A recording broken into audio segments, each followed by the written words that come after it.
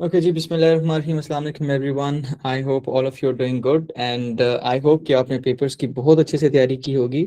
This is last minute discussion, not last minute in fact, ये आखिरी 1-2 घंटे जो है हम इस पे डिस्कशन करेंगे and this session is totally your session. आपके जो क्यूरीज हैं, आपके जो क्वेश्चंस हैं, उसके लिए आई थॉट कि एक ऐसा सेशन होना चाहिए जिसमें डिटेल डिस्कशंस हों, आपकी क्यूरीज हों और आपके क्वेश्चंस हों, ताकि जो आपने पूरे सेशन में मेहनत की, जो आप इतने दिनों से मेहनत कर रहे हैं, लास्ट में देखने कहाँ पे उसको मजीद बेहतर किया जा सकता है। So before starting this session I want you to come up forward and tell us your like areas of concern, major concern आपको पूरे पेपर में कहाँ पे। yes I'll be discussing all the questions in detail inshallah, और उस पे आपके questions भी होंगे, लेकिन उससे पहले just for the sake of ice breaking activity I want you to come up with your point of view जी। narrative, yes, narrative and narration passages basically, yes, narrative writing as well। Sir please poems की paraphrasing share कर दें।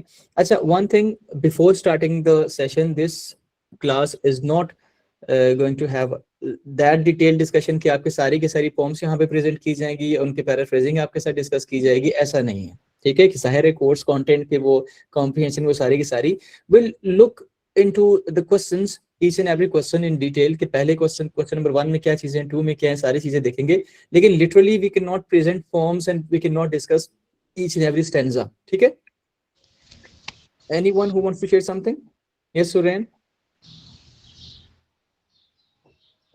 Okay, let's start discussion.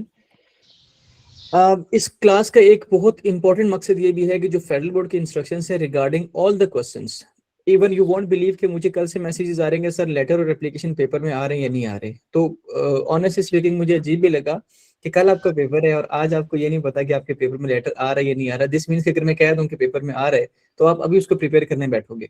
ठीक है, तो इसका मतलब ये कि बहुत सारे बच्चे ऐसे हैं जिनको अभी तक कोर्स कंटेंट का नहीं पता कि हमारे पेपर में क्या आ रहा है। तो पहले हम जो फेडरल बोर्ड के इंस्ट्रक्शंस हैं रिगार्डिंग एवरी क्वेश्चन, हर क्वेश्चन के इंस्ट्रक्शंस हैं, फिर हम एक एक क्वेश्चन को लेके उस पर डिस्कशन और उस क्वेश्चन कैसे अटेम्प्ट करना है, will discuss e sheet as well, will discuss time management as well, और उसके दौरान जो चीजें आती जाएंगी वो आपसे पूछता जाऊंगा। ठीक है, so this is basically an overview of the complete your model paper. Yes Junaira, you want to say something? Yes, please unmute your mic and come up with your point. Sir I have a question about conjunction, मतलब conjunction किस तरह put करेंगे हम लोग? Okay, we'll start discussion from question number 1। हम पहले question number 1 को लेंगे, उस पर डिस्कशन करेंगे और उससे रिलेटेड जितने क्वेश्चंस होंगे उनको इंशाल्लाह मैं आंसर करने की कोशिश करूंगा। फिर क्वेश्चन नंबर 2, 3, 4, 5, 6, 7 ऐसे चलेंगे। मेरे ख्याल से ऐसे ज्यादा बेहतर होगा। रैंडम क्वेश्चन जो है ना, जैसे अभी आपने क्वेश्चन अगर कंजंक्शन की बात की 6 और क्वेश्चन नंबर 6 की आप बात कर रही हैं, तो वो जाहिर है फिर 6 की बात करेंगे, फिर 4 की बात करेंगे, फिर 1 की बात करेंगे, तो थोड़ा सा मुझे लगता है कि चीजें एक ऑर्गेनाइज्ड वे में नहीं होंगी। ठीक है, आई होप कि यू विल बी पेशेंट और you will wait for your turn. Okay, thank you. So this is the overall instructions given by Federal Board, that the question paper is divided into 3 sections. You know very well, we do not need to discuss this thing in detail. A, B and C, and the question may be framed from any content. अब देखो यहाँ पे federal board कह रहे हैं कि हम जो आपका पेपर है वो किसी भी कंटेंट से बना सकते हैं। इसका मतलब ये है कि आपका जो कॉम्प्रिहेंशन है, आपके जो ग्रामर है, आपके जो बाकी कंसेप्ट, बता दीजिए कि कंजंक्शन आपके पेपर में आ रहे हैं, लेकिन कंजंक्शन या ट्रांजिशनल डिवाइसेस वो कहीं से भी उठा सकते हैं। कोई स्पेसिफिक बुक नहीं है, कोई ग्रामर की बुक नहीं है, कोई रेन एंड मार्टिन या कोई ऐसी किताब उन्होंने रिकमेंड नहीं की हुई। ठीक है, इवन आपका जो सेक्शन बी में पहला क्वेश्चन रीडिंग कॉम्प्रिहेंशन का, वो भी कहीं से भी आ सकता है, लेकिन most probably national book foundation से ही हर बार वहीं से आता है। ठीक है, with difficulty level of SSC2, लेकिन उसमें ये चीज है कि वो उतना ही डिफिकल्ट होगा जितना आपने अपने उसमें पढ़ा है, जो आपकी कॉग्निटिव लेवल के अकॉर्डिंगली, जो आपकी किताब आपकी कोर्स कंटेंट उसके अकॉर्डिंग होगा। अच्छा, the distribution of question based on cognitive levels shall be approximately 30% of your knowledge आपके पेपर में चेक होगी, 50% अंडरस्टैंडिंग चेक होगी एंड 20% एप्लीकेशन चेक होगी। नॉलेज से मुराद, अगर इंग्लिश की बात करें तो आपको पता है कि नाउन क्या होता है, is a name of a person, place और अ थिंग। ठीक है, ये आपकी नॉलेज है उसके बारे में, लेकिन क्या आपको सही मानों में समझ भी आया कि नाउन क्या होता है, उसकी कोई प्रैक्टिकल एग्जांपल्स आपकी यहाँ पे चेक होंगी, जो कि ज़ाहिर है हमारे केस में वो MCQs में चेक होती हैं। ठीक है, और क्या आपको वाकई वो क्वेश्चन अंडरस्टैंड हुआ या नहीं हुआ। जैसे अभी आपने कंजंक्शन की बात की, हम तो पार्ट्स ऑफ स्पीच में कंजंक्शन पढ़ लेंगे, सेक्शन ए में हमारी वो अंडरस्टैंडिंग चेक हो जाएगी, लेकिन उसकी प्रॉपर एप्लीकेशन हमारी जो है वो सेक्शन सी में जाके चेक होगी।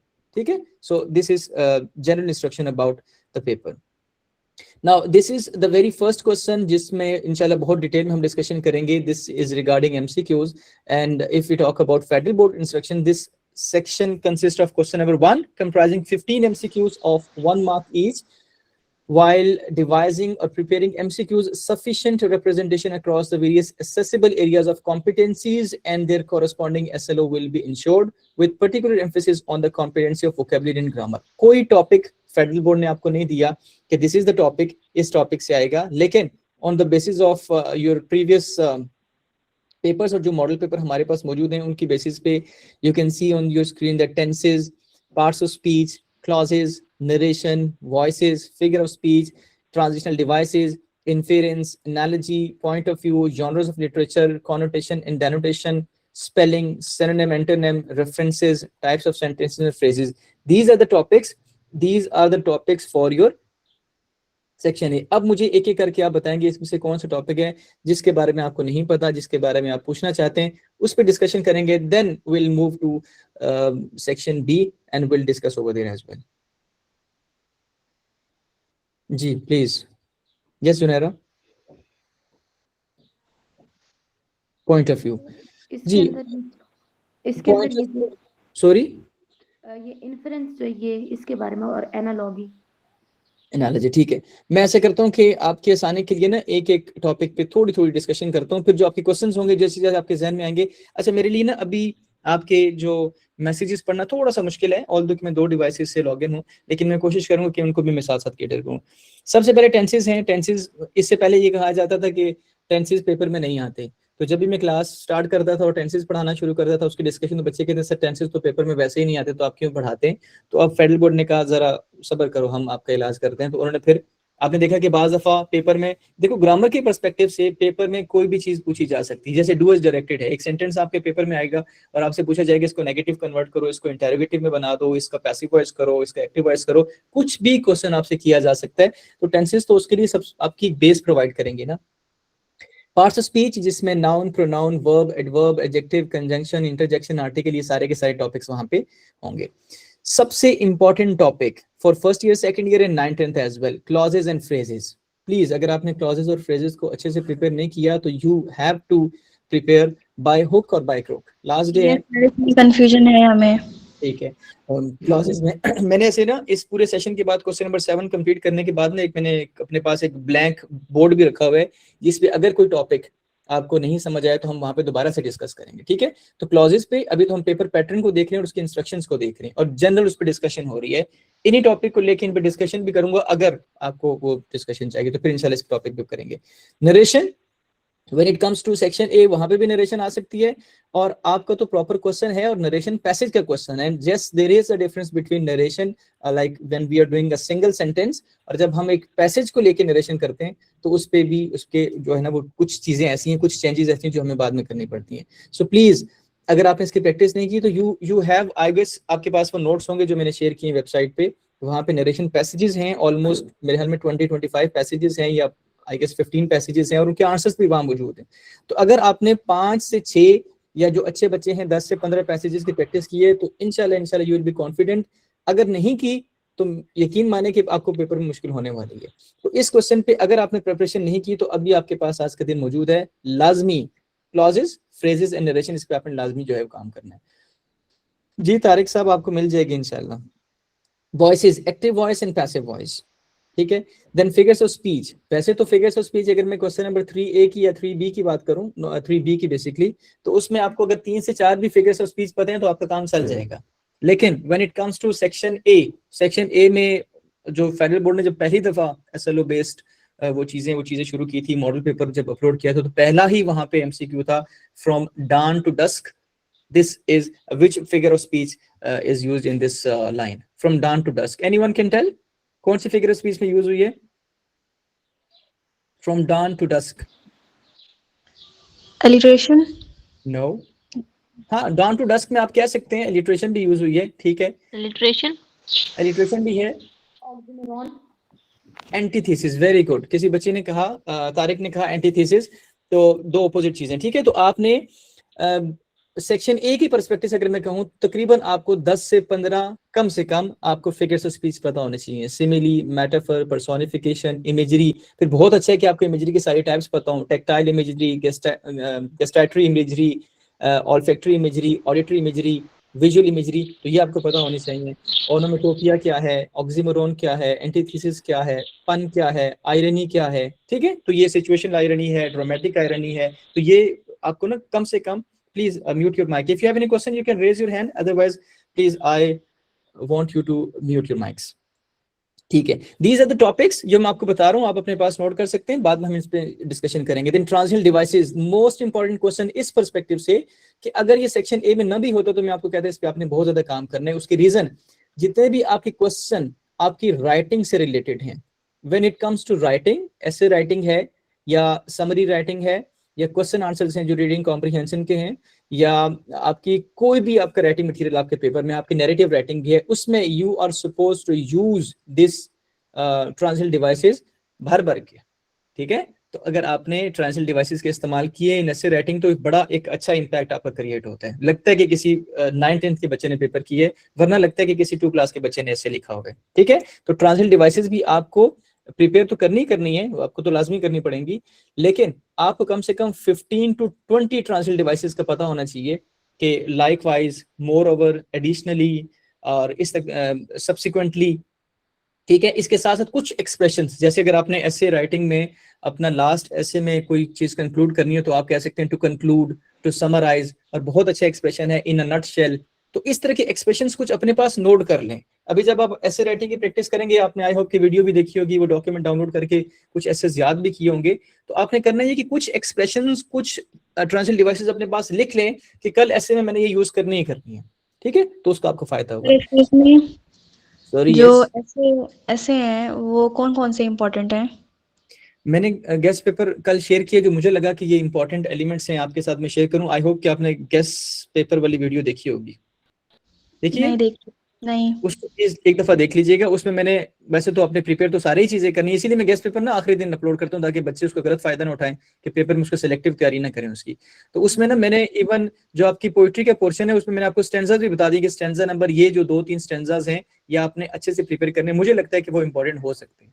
अल्लाह करे कि आज ना है तो आप लोगों ने कहने के सर फैसल ने काम खराब किया था, इसलिए मैं आखिरी दिन उसको बता रहा हूँ, ठीक है। तो उसको प्लीज प्रिपेयर कर लीजिएगा। नाउ इन्फर, आपने वैसे जो क्वेश्चन है इन्फेरेंस का, ये फर्स्ट ईयर सेकेंड ईयर में ज्यादा आता है, लेकिन पिछले कुछ सालों में ना बाज दफा 1-2 साल के बाद आ भी जाता है। आपको एक स्टेटमेंट दी जाएगी और उस स्टेटमेंट से कहा जाएगा कि आप कोई चीज इन्फर करें। जैसे एक एग्जांपल मेरे ज़हन में भी आ रही है, mister Ellis is a snake, ठीक है। ये आपकी कॉम्प्रिहेंशन में भी चीज आ रही है, mister Ellis is a snake. तो इस पे आपने इन्फर करना है कि यहाँ पे स्नेक से क्या मुराद है। यहाँ पे स्नेक से मुराद वो रेप्टाइल नहीं है, ठीक है। एक ऑप्शन था आई गेस स्केली, एक ऑप्शन था चीटर, ठीक है। तो एक ऑप्शन था कनिंग, कनिंग का मतलब होता है चालाक, चीटर का मतलब है धोखा देने वाला। तो अब this is the topic of inference, कि इसको पढ़ने के बाद, this is not a grammatical topic, keep this thing in mind, ये ग्रामर की चीज नहीं है। थोड़ा सा आपकी वोकैबुलरी कह सकते हैं, डेनोटेटिव या कॉनोटेटिव मीनिंग्स हैं वो हो सकते हैं, या आप कह सकते हैं कि आपकी कॉम्प्रिहेंशन के उस कॉन्टेक्स्ट को पढ़ने के बाद कि आपको उसको सही मानी उसका निकालने आपको आ रहा है कि मिस्टर एलिस लिटरली स्नेक तो नहीं था ना, तो स्नेक से मुराद था कि वो चीटर है, वो वक्त पढ़ने पे धोखा दे जाता है। सो इस तरह के एमसीक्यू भी आपके पेपर में बाज दफा एक एमसीक्यू आ जाता है। देन एनालॉजी, अब एनालॉजी में क्या होता है कि आपके पास जैसे मैथ्स में हमारे पास वो होते हैं ना A रेशो B और C रेशो D, तो मैं कहता हूँ कि एनालॉजी में आपको 2 चीजें दी जाएंगी, 2 चीजों में आपने उसमें वहां पे देखना है कि इनके दरमियान में क्या रिलेशनशिप है, वही रिलेशनशिप आपने 3rd और 4th पेज अप्लाई कर देना है। जैसे मैं आपको कहता हूँ कि exercise is to fitness, exercise से क्या होता है, फिटनेस होती है जब आप एक्सरसाइज करते हैं। तो मेडिसिन से क्या होता है, तो आपके पास ऑप्शन होगा क्योर। तो इस तरह के जो कंसेप्ट आपके पेपर में आते हैं उसको हम कहते हैं एनालॉजी, ठीक है। और ये कोई इसमें आपको ज्यादा परेशानी वाली बात नहीं है, ये कॉमन सेंस से रिलेटेड होते हैं, और आप थोड़ा सा उस पर अगर सेंटेंस पे गौर करें, आपने करना है कि पहली चीज का दूसरी चीज से रिलेशनशिप देखना है, उसी रिलेशनशिप को आपने अप्लाई करना है नेक्स्ट उस पर, ठीक है। तो ये हमारे पास एनालॉजी का टॉपिक है, तो इस तरह के एमसीक्यूज आपके पेपर में आ सकते हैं। Then next we have point of view, yes important question है। First person point of view, second person point of view, third person point of view. और फर्स्ट पर्सन जो है दिस मीन्स कि आई और वी, सिंगुलर है तो आई और ज्यादा है तो वी, इसको कहते हैं first person point of view. Second person singular plural दोनों के लिए यू इस्तेमाल होता है। और अगर मैं थर्ड पर्सन की बात करूं तो ही, शी, इट, और अगर ज्यादा हैं तो दे। So these are the concepts. आपको कोई स्टेटमेंट दी जा सकती है, कोई सेंटेंस दिया जा सकता है और आपसे पूछा जा सकता है कि ये फर्स्ट पर्सन है, सेकंड पर्सन है या थर्ड पर्सन है। जॉनर्स ऑफ लिटरेचर, आपके पेपर में जो जॉनर्स ऑफ लिटरेचर आते हैं वो पोइट्री की सब टाइप्स आती हैं कि सोनेट क्या है, ठीक है, और जो अगर कोई एक लाइन है, लेट्स सपोज ये 2 लाइनें पोइट्री की, इसके एंड पे दोनों लफ्ज राइम करें, यानी कि जिसका जो राइमिंग स्कीम है वो A B B C C D D throughout the poem अगर चले तो उसको कौन सी पोम कहते हैं? कोई बता सकता है मुझे उसको कौन सी पोएम कहते हैं हम लोग? अगर कोई ऐसी पोएम हो जिसमें आपकी जो राइम स्कीम है वो throughout A B B C C ऐसे चल रही हो, तो वो उस पोएम को हम क्या कहेंगे? एक खास नाम है उसका। एनीवन? कोई एक बच्चा मुझे बता दे, फर्ज कफाया, कोई एक बताएगा सबका काम हो जाएगा। That is called couplet. नाम सुने कपलेट का पहले? Thumbs up means yes, thumbs down means no. Yes Tehreem? जी, you want to say something Tehreem? No, ठीक है, चलें बारक। आप लोग क्वेश्चन पूछना, yes you can raise your hands, then you can unmute your mic और उसके बाद आप बोल सकते हैं। हसनैन, आपको कोई क्वेश्चन है? सर वो जो पूरा कोर्स होगा ग्रामर का, तो वो अगर एक वन शॉट पूरा कब अपलोड होगा वो पूछना था।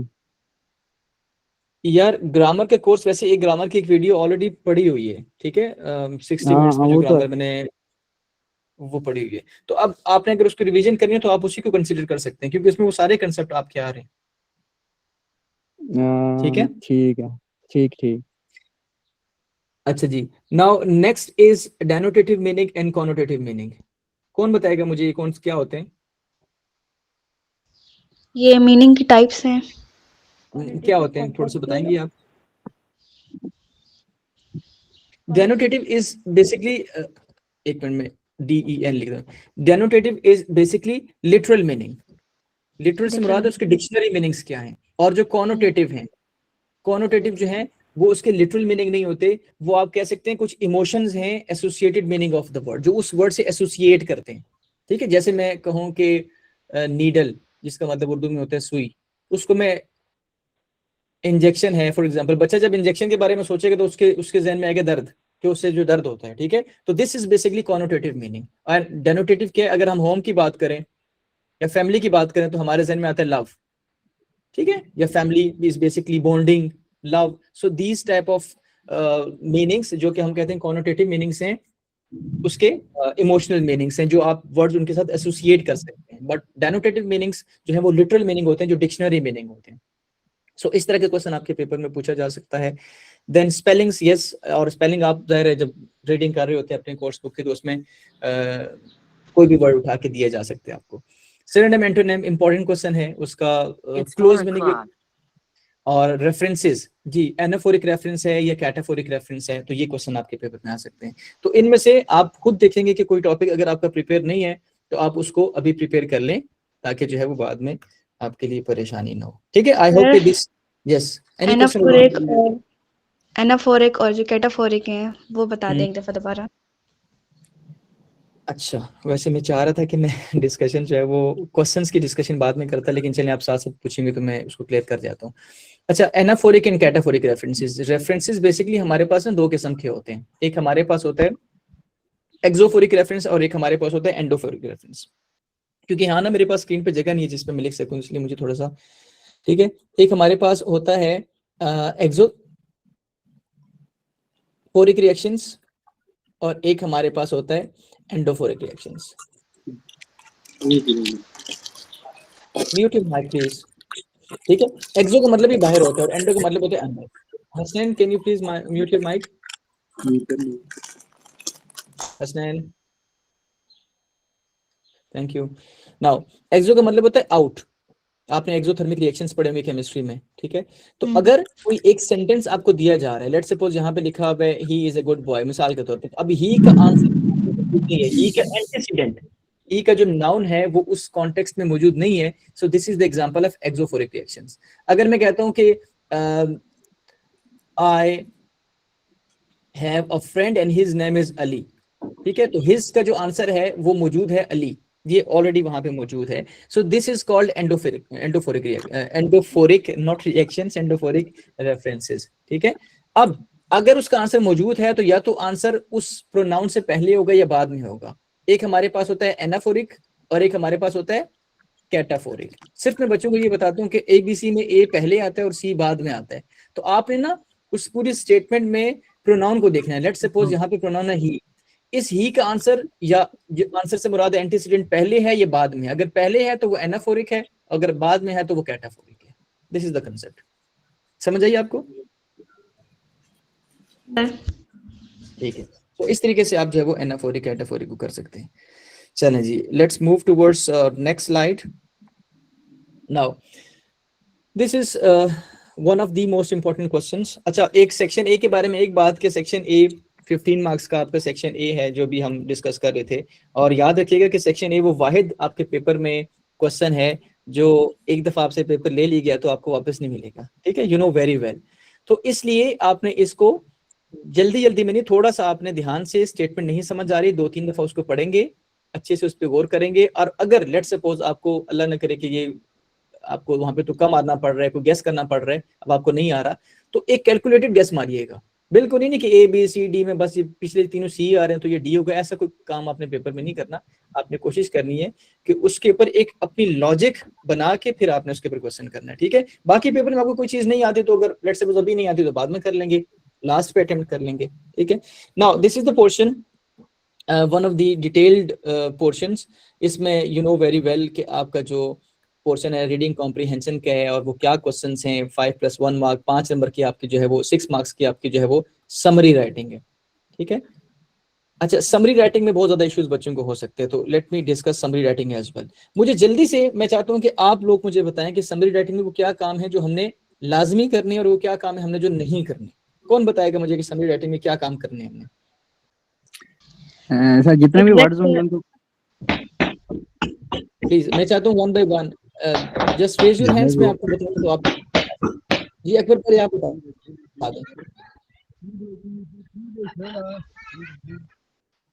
जी, एनीवन एल्स? जी जितने भी वर्ड्स पहले काउंट करेंगे तो उनको 3 से डिवाइड करेंगे और फिर समरी लिखेंगे। नहीं, this is not the point, याद रखिएगा। बच्चे कल भी मुझे कहते हैं कि समरी पेपर में आती है, प्रेसी पेपर में आती है। सो जी जी please Akbar please let me finish. जब तक मतलब हमारे माइंड को मैं एक दफा अपनी डिस्कशन पूरी करूं तो मैं आपको बताता हूं। देखो, एक सबसे इंपॉर्टेंट चीज के बच्चे कहते हैं कि 1/3 होना चाहिए। यस आई डू एग्री कि 1/3 आपको ओरिजिनल टेक्स्ट का होना चाहिए, लेकिन अगर कोई बच्चा इसको रिलीजियसली फॉलो नहीं कर रहा, कोई बच्चा इसको नहीं कर पा रहा, तो कोई ज्यादा परेशानी वाली बात नहीं है। प्रेसी में precisely we are suppose to follow this, लेकिन ये रूल बाज दफा आप देखिएगा कि आप जब समरी राइटिंग करते हैं ना तो आपकी जो 5-6 लाइनों में आपकी समरी पूरी हो जाती है। अगर आप वर्ड पे हैं तो वर्ड काउंट करने की कोई जरूरत नहीं है, कोई टाइम जाया करने की जरूरत नहीं है। फेडरल बोर्ड ने हमें बता दिया ऑलरेडी कि हमारे वर्ड्स कितने हो गए, 252 350 वर्ड्स, ठीक है सर जी जी। जो है समरी वो फिर कितनी लिखनी चाहिए पेपर में? मैं बता रहा हूँ और मैं आपके साथ ई शीट भी अभी इस पूरी डिस्कशन के बाद ई शीट भी शेयर करूंगा और ई शीट पे मैं आपको बताऊंगा उसकी लेंथ कितनी होनी चाहिए। यहाँ पे मैं आपको एक साइकोलॉजिकल फैक्ट बताता हूँ, एक साइकी बताता हूँ एग्जामिनर की। अगर मैं पेपर चेक करूँ और आपने जो अपनी समरी है बिल्कुल एंड तक लिखी हुई है ना, तो मेरे जहन में ये आएगा कि बच्चा समराइज उसको कर ही नहीं पाया। बच्चे ने कोशिश की कि मैं इसको समराइज करूं लेकिन वो कर ही नहीं पाया, तो एंड पे, क्योंकि अब तो पेज ही खत्म हो गया ना, आगे तो बच्चा लिख ही नहीं सकता, तो ये समरीज बच्चे ने नहीं की। बच्चे ने बस वहां से देखो लिखता रहा, तो मैं उसको मार्क्स काट दूं। आपने करना ये लास्ट, बेटा अपने माइक प्लीज बंद कर दीजिएगा। तो Abdullah you can unmute all the students. जब मेरी बात कंप्लीट हो जाएगी तो फिर ये कर सकते हैं। If there is any interruption you can unmute them. So last जो 3-4 लाइंस है ना, इसको छोड़ दीजिएगा यहाँ तक, यानी कि 3-4 लाइनें छोड़ के यहाँ पे अपनी समरी को एंड करना होगा। This is psychological fact. ये नहीं है कि मैं आपको बता रहा हूँ कि समरी में ऐसा करते हैं, लेकिन साइकोलॉजिकली हमने पेपर में कोई ऐसा काम नहीं करना कि हम एग्जामिनर को मार्क्स काटने का मौका दें।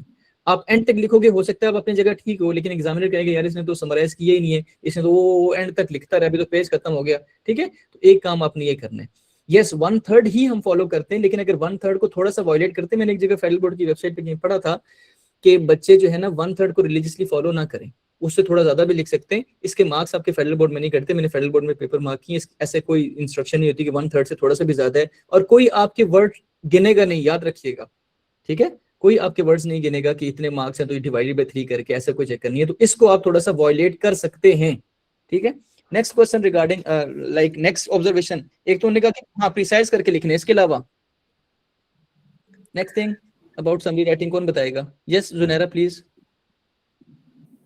थर्ड पर्सन यूज करेंगे और अपनी सजेशन नहीं फर्स्ट पर्सन तो बिल्कुल यूज नहीं करेंगे, कौन सा पर्सन यूज करेंगे? जी जी Third थर्ड person. पर्सन, मैं फर्स्ट पर्सन कह रहे हैं। Always use third person point of view, ये बहुत ही इंपॉर्टेंट पॉइंट है। अगर आपने third person point of view use नहीं किया, इसका third person point of view का क्या मतलब है? You can not use I, we and you, ये आप बिल्कुल यूज नहीं कर सकते। आपने जो प्रोनाउन यूज करने हैं वो ही, शी, इट के प्रोनाउन यूज करने हैं। एंड आई होप कि जो मैंने कल आपके साथ गेस्ट पेपर शेयर किया था वो आपने बहुत अच्छे से देखा होगा, जिसमें थैंक यू मैम एक आपका चैप्टर है, आई गेस चैप्टर नंबर 4 है।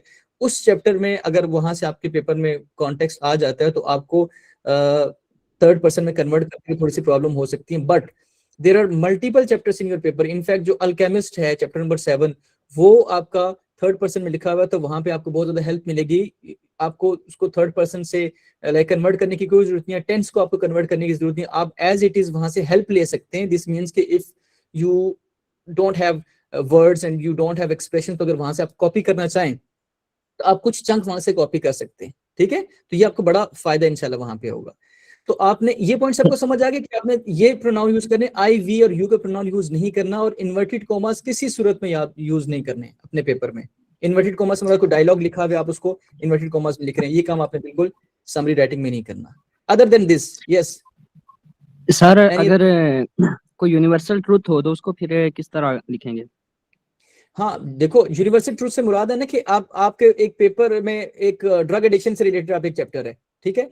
अब ड्रग एडिक्शन में जितना भी लिखा है वो एक एसे राइटिंग है। आप समझ लें कि जो बाकी चैप्टर्स हैं, खासतौर पे एंड पे आपकी स्पोर्ट्स एडवेंचर के नाम से एक चैप्टर है, द मीनिंग्स ऑफ ड्रग्स के नाम से एक चैप्टर है, तो ये जितने भी चैप्टर हैं दीज आर बेसिकली एसेज, और एसेज में जो लैंग्वेज यूज होती है वो डिस्क्रिप्टिव लैंग्वेज यूज होती है, ठीक है। उन्होंने बताया होगा जो ड्रग्स हैं उसके नुकसानात के बारे में बताया होगा, उसके आउटकम्स के बारे में बताया है, उसके कॉजेस के बारे में बताया है, तो उसमें ऑलरेडी आप कह लेंगे नॉट यूनिवर्सल ट्रूथ, बट वहां पे उन्होंने उसके डिस्क्रिप्शन दिए, तो आप उसको एज इट इज लिख सकते हो, ठीक है। आप उसको एज इट इज लिख सकते हो। तो जैसे आप कह रहे हैं यूनिवर्सल ट्रूथ नरेशन में, अगर यूनिवर्सल ट्रूथ हम उसको एज इट इज लिखते हैं, उसमें हम चेंजेस नहीं करते, तो आप ये समझ लें कि ये नॉट यूनिवर्सल ट्रूथ, लेकिन ये डिस्क्रिप्टिव लैंग्वेज है, इसमें third person already third person है, तो आपको कन्वर्ट करने की कोई जरूरत नहीं है, ठीक है। नेक्स्ट पॉइंट,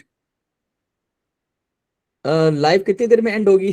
अगर आप थक गए तो आप अभी जा सकते हैं, लेकिन ये कि डिस्कशन चलती रहेगी इंशाल्लाह, ठीक है। समरी में क्या करते हैं? एग्जाम्पल्स कैसे लिखते हो? एग्जाम्पल्स हमने समरी में नहीं लिखनी। एग्जाम्पल्स की बात कर रहे हैं ना? Yes sir. समरी में, हाँ समरी में you are not suppose to write examples. याद रखिएगा समरी में हम ओनली जो उस टेक्स्ट के मेन पॉइंट्स होते हैं ना, जो हाईलाइटेड पॉइंट्स होते हैं, सिर्फ वही लिखते हैं। हम कभी भी समरी में, मैं आपकी इस क्वेश्चन पे आ रहा था, इस बात पे मैं आ रहा था पॉइंट पे, कि अगर हम कहते हैं ना कि समरी में हम मेन पॉइंट्स पे बात करते हैं, तो हमें कैसे पता चलेगा ये मेन पॉइंट है या ये एक्स्ट्रा है? तो एक्स्ट्रा पॉइंट वही होता है जिसमें एग्जांपल्स होती हैं। एग्जांपल्स उस पॉइंट को समझाने के लिए, देखो पहले एक पॉइंट बयान किया जाता है और उस पॉइंट को समझाने के लिए एग्जांपल्स होती हैं, तो इसका मतलब है कि एग्जांपल एक्स्ट्रा चीज है। आप जब समरी राइटिंग करते हो तो समरी राइटिंग में आप एग्जांपल्स कोट नहीं करोगे, और इसके अलावा एक काम आपने समरी राइटिंग में और नहीं करना है कि आपने पैराग्राफिंग नहीं करनी। You are not suppose to make paragraphs. मैं इसलिए यहाँ पे लिख नहीं रहा था कि let me highlight this. Sir जो पूरे टॉपिक का जो पूरा जो मेन टॉपिक होता है ना, एक टॉपिक, उसको पहला लिखना चाहिए या उसको आखिर में लिखना चाहिए? कौन से टॉपिक, सॉरी दोबारा बताएं। सर मतलब जो हमें पैसेज दिया हुआ है उसका जो मेन टॉपिक होता है ना, उसको पहले लिखना चाहिए या आखिर में लिखना चाहिए? अच्छा हाँ, आप टॉपिक की बात करें बच्चों, टॉपिक आपकी मर्जी है, आप स्टार्ट में लिखें या बाद में लिखें, लेकिन मैं अक्सर बच्चों को कहता हूँ टेक्निकली आपसे जो क्वेश्चन किया जाता है ना, क्वेश्चन आपसे ये पूछा जाता है कि summarize the given passage and suggest a suitable title. तो पहले टेक्निकली पहले जो एग्जामिनर ने आपसे क्वेश्चन किया ना, पहले उसने क्वेश्चन किया कि आप समराइज करें, पहले आप समरी लिखें and suggest a suitable title, then आप टाइटल लिखें। तो टेक्निकली तो मैं अगर इस पॉइंट को लूं तो समरी पहले लिखूंगा और टाइटल बाद में लिखूंगा, लेकिन इसके कोई नंबर संबंध नहीं कटते। बच्चे स्टार्ट में टाइटल लिख सकते हैं क्योंकि बच्चे बाद में भूल जाते हैं।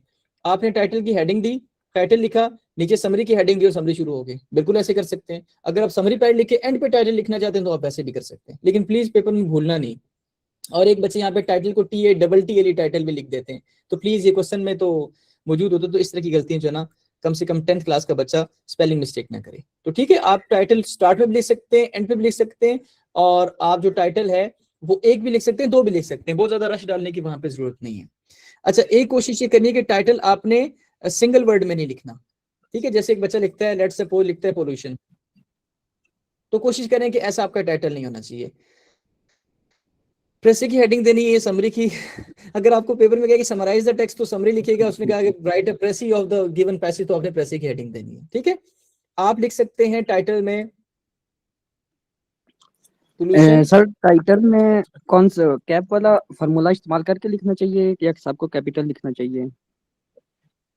हाँ मैं बताता हूँ, जैसे आपने ये टाइटल लिखा पोल्यूशन अ मेजर प्रॉब्लम, तो आपने इस तरीके से करके एक फ्रेज की फॉर्म में लिखना है अपने title, not a single word, ऐसे आपने नहीं लिखना। दूसरा, जैसे बच्चे ने कहा कि हम नॉर्मली जो फर्स्ट लेटर है इसको कैपिटल लिखते हैं, देखिए देखें, अ मेजर का M, प्रॉब्लम का P, ठीक है, ये सारे कैपिटल हैं। ये इसलिए लिखते हैं ताकि हम उसको थोड़ा सा हाईलाइट करें टेक्स्ट को। आप ऐसे करके भी लिख सकते हैं, ऐसे करके भी लिख सकते हैं, ठीक है। इन चीजों के नंबर नहीं होते कि मैं आपको कहूँ कि इसमें आपके नंबर कट जाएंगे, ठीक है, लेकिन एक आपकी रिप्रेजेंटेशन है। फेडरल बोर्ड में बहुत ज्यादा चीजें इंपॉर्टेंट है कि आपकी रिप्रेजेंटेशन बहुत अच्छी होनी चाहिए, आपका पेपर प्रेजेंटेबल होना चाहिए, और जितना अच्छा आपने लिखा है, जितनी आपने कटिंग पेपर में नहीं की, साफ सुथरा लिखा हुआ है और मार्कर का अच्छा यूज किया हुआ है, चीजों को हाईलाइट किया हुआ है, तो उतने आपके नंबर जो है वो अच्छे, आप पे इम्पैक्ट अच्छा क्रिएट होता है।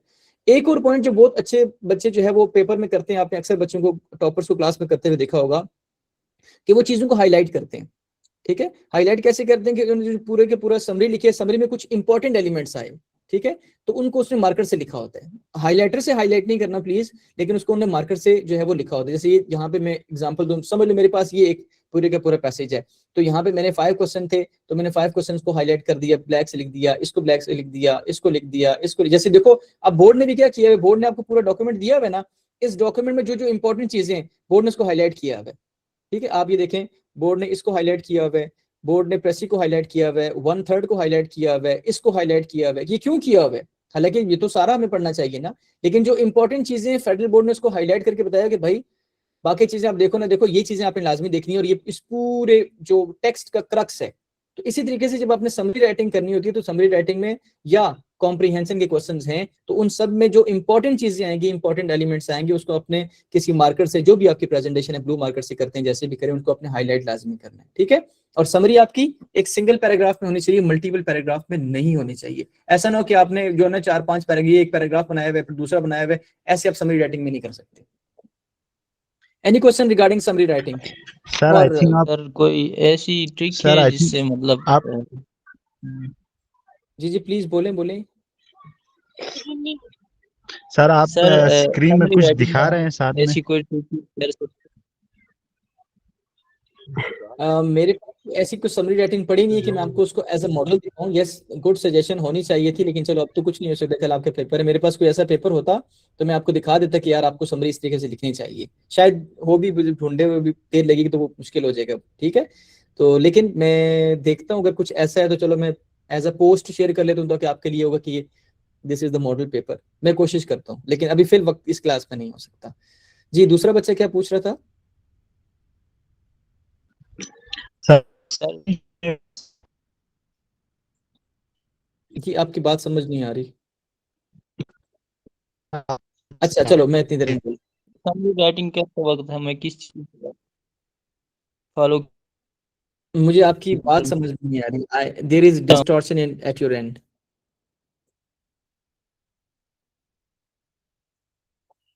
चलें चलें, हम बाद में आपके क्वेश्चन ले लेंगे। कॉम्प्रिहेंशन में जैसे we are not suppose to make questions, heading, sorry not questions, we are not suppose to make headings, लेकिन याद रखिए कि बाज दफा आपका क्वेश्चन आता है उसमें और होता है ना दूसरा क्वेश्चन, तो अब क्या पता कि आपने ये वाला क्वेश्चन किया, ये वाला क्वेश्चन किया है, तो इसके लिए अगर आपके अंदर ये क्वालिटी है कि आप एक उसका टाइटल बना सकते हो, एक हेडिंग बना सकते हो, तो आई मस्ट रिकमेंड कि आप उसमें यहाँ पे उसकी हेडिंग दो। जैसे अगर पूछा जाता है कि जो ड्रग एडिक्शन है उसके क्या क्या नुकसानात हैं, तो कॉन्सिक्वेंसेज ऑफ ड्रग एडिक्शन की आपने हेडिंग दे दी, फिर नीचे आपने उसका आंसर लिख दिया। ठीक है, इस तरीके से आप फिर उसके बाद दूसरा क्वेश्चन शुरू होता है तो उसकी आपने हेडिंग देखी, उसका आंसर लिख दिया। इससे बड़ा आपको फायदा होगा, क्योंकि हर वो चीज जो एग्जामिनर को पेपर चेक करते हुए मुशक्कत में डाल दे तो फिर वो आपको मुशक्कत में डाल देगा। तो इससे फायदा ये होता है कि एग्जामिनर जब ये हेडिंग पढ़ता है तो उसको पता चल जाता है इसने पहले वाले का आंसर किया है, तो वो उसके लिए चेक करना आसान होता है। एंड अगेन दो तीन चीजें मैं आपको डिस्क्रिप्टिव में बता रहा हूँ कि आपने यहाँ पे कोई इंपॉर्टेंट चीज है उसको आपने हाईलाइट करना है, और साथ में आपने उसको लिखना साफ सुथरा है, प्रेजेंटेशन आपकी अच्छी होनी चाहिए, और साथ में अगर क्वेश्चन आप लिख रहे हैं तो आपने उसमें ट्रांजिशनल डिवाइसेस का इस्तेमाल करना है, मोर ओवर, एडिशनली, इस तरह के, देयरफॉर, तो इनको आपने यूज करना है, तो डिस्क्रिप्टिव क्वेश्चन में आपके नंबर अच्छे से आ जाएंगे। Should we move to question number 3? I guess yes. चलें, जो आपके क्वेश्चंस होंगे चला साथ साथ हम उसको कैटर करते रहेंगे। Now question number 3 is again, मैं बार बार इंपॉर्टेंट क्यों बोल रहा हूँ, पूरा पेपर ही इंपॉर्टेंट है, क्योंकि जब हमने 75 आउट ऑफ 75 की कोशिश करनी है तो फिर तो सारे क्वेश्चन इंपॉर्टेंट है। चलें जी, क्वेश्चन नंबर 3 में you have 3A and 3B। 3A में आपको जो है वो required to paraphrase any one of the given two stanzas, poetic extracts with difficulty level of an attempt. ठीक है, आपको 2 स्टैंजास दिए जाएंगे। अच्छा, कोई बच्चा मुझे बताया कि what is paraphrasing? I want you, जी प्लीज मरियम आप बताएं। Nisha, yes, just raise sir your hands, then I paraphrasing जिस मतलब तक जो 2-3 बच्चे इकट्ठे माइक ऑन करेंगे तो सब परेशान हो जाएंगे, टकरे होना शुरू हो जाएंगे आपस में। तो मैं चाहता हूँ आप रेज योर हैंड्स, फिर मैं कहूंगा ये बच्चा बता दे तो वो बता दे, ज्यादा बेहतर होगा आपके लिए, स्मूथ लर्निंग होगी इंशाल्लाह। जी जिशान प्लीज आप बता दें। Now Ahmad Ali, you are not supposed to explain the stanza। मैं बता देता हूँ, चलो कोई नहीं बता रहा, मैं बता देता हूँ। जी बता दें जिशान आप। जी सर, मतलब पैराफ्रेजिंग मतलब जो पोएटिक डिवाइस, पोएटिक लैंग्वेज में जो लिखी हुई बातें होती है उनको अपनी लैंग्वेज में लिखने को पैराफ्रेजिंग की। उसमें are we supposed to explain that stanza? Explanation नहीं सर, मतलब जो पोएट जिस लैंग्वेज में लिखता है उस लैंग्वेज को अपनी आम अल्फाज में लिखना पड़ता है sir. Very good, let me explain Zeeshan's point of view. कि लेट्स सपोज ये आपके पेपर में एक स्टेंजा आया जिसमें 5 लाइनें थी मिसाल के तौर पे।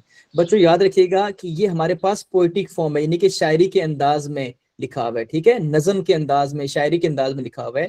पैराफ्रेजिंग में you are suppose to write in prose form, इसको प्रोज फॉर्म कहते हैं, जिसको कहते हैं नसर के अंदाज में। आपने अगर एक्सप्लेन कर दिया स्टेंजा को कि in this stanza the poet wants to say that, the poet says that, तो ये एक्सप्लेनेशन है, ये आपकी पैराफ्रेजिंग नहीं है। आपको काट के मेरे जैसा बंदा 0 नंबर दे देगा। प्लीज आपने अपने पैराफ्रेजिंग में ये नहीं लिखना कि in this stanza the poet says that या the poet wants to say that, ये आपने पेपर में नहीं लिखना। ये बात आपको सबको समझ आ जानी चाहिए। अगर आपको समझ आ गई तो थम्स अप। आपने उसी स्टेंजा को आसान अल्फाज में लिखना होता है, आपने बेसिकली उसको रीफ्रेज करना होता है, लेकिन आपने उसको स्टेंजा वाइज, यानी कि जैसे वो आधी लाइनें तोड़ के लिखा होता है वैसे नहीं लिखना होता, आपने एक पैराग्राफ की सूरत में लिखना होता है। कोई एक्स्ट्रा चीज समरी राइटिंग की तरह आप इसमें ऐड नहीं कर सकते, जो लिखा है उसी को लिखना है। ठीक है, बस अल्फाज आपके होंगे और जो अंदाज होगा वो एक पैराग्राफ का अंदाज होगा, कोई एडिशनल इंफॉर्मेशन नहीं होगी। अगर यहाँ पे first person point of view है तो यहाँ पे भी फर्स्ट पर्सन होगा, अगर यहाँ पे सेकंड है तो यहाँ पे भी सेकंड होगा, अगर यहाँ पे थर्ड है तो यहाँ पे भी थर्ड होगा। This is the way. इस पेपर में ना 4-5 लाइनें आपको दी होती हैं, 4-5 लाइनें का मुझसे मुराद है कि जो लिखे उसी को लिखना है। अगर देखें, एक मेरी बात कंप्लीट होने दें कि उर्दू में आपका जब एक बंद पेपर में आता है या एक शेर पेपर में आता है और आपसे कहा जाता है कि आप इसकी तशरीह करें, तो आपको तो 2-2 पेजेस दिए जाते हैं। और किसी जमाने में हम लोग 3-3 पेजेस की तशरीह लिखते थे, उसको कहते हैं तशरीह। आपने उसमें हदीसें भी लिखनी होती हैं, अशार भी लिखने होते हैं, उसको तशरीह कहते हैं, उसको इंग्लिश में एक्सप्लेनेशन कहते हैं। पैराफ्रेजिंग से मुराद ये होता है कि आपने सिर्फ उसको उतना 3 से 4 लाइनों में बस। जी आप क्वेश्चन पूछें। सर इसमें लेंथ मैटर नहीं करती? बिल्कुल नहीं करती, जितना लेंथी लिखेंगे उतने नंबर आपके कटेंगे। ठीक है, क्योंकि ये एक्सप्लेनेशन नहीं है। अगर एक्सप्लेनेशन होती तो आप जो शायर का पर्सपेक्टिव है कि शायर इसमें कहना क्या चाहते हैं, वो पर्सपेक्टिव सारे के सारा बयान करते हैं आप। बहुत सारे की बुक में आपको ये गलती मिलेगी। आप की बुक उठाएंगे, की बुक में लिखा होगा this stanza highlights the important of फलानी चीज और उसके बाद इमेजरी को बड़े खूबसूरती से यूज किया गया है, ये सारे के सारे आपके कमेंट्स हैं ऑन दैट, वो आपका एनालिसिस है। एनालिसिस नहीं लिखना, उसी बात को लिखना है, एज इट इज लिखना है, अल्फाज आपके होंगे बस। आप कहते हैं पैराफ्रेजिंग को कैसे स्टार्ट करना है, जैसे स्टेंजा में फर्स्ट लाइन में स्टार्ट किए उसी लाइन को पढ़ें, बल्कि आप 2 लाइनों को पढ़ें, उन दोनों लाइनों को आप अपने अल्फाज में कुछ वर्ड सिनोनिम्स के यूज करके उसी को लिख दें। आई के प्रोनाउन हो तो आई के अंदाज से लिखें, ठीक है जी। Sir I have question start sir.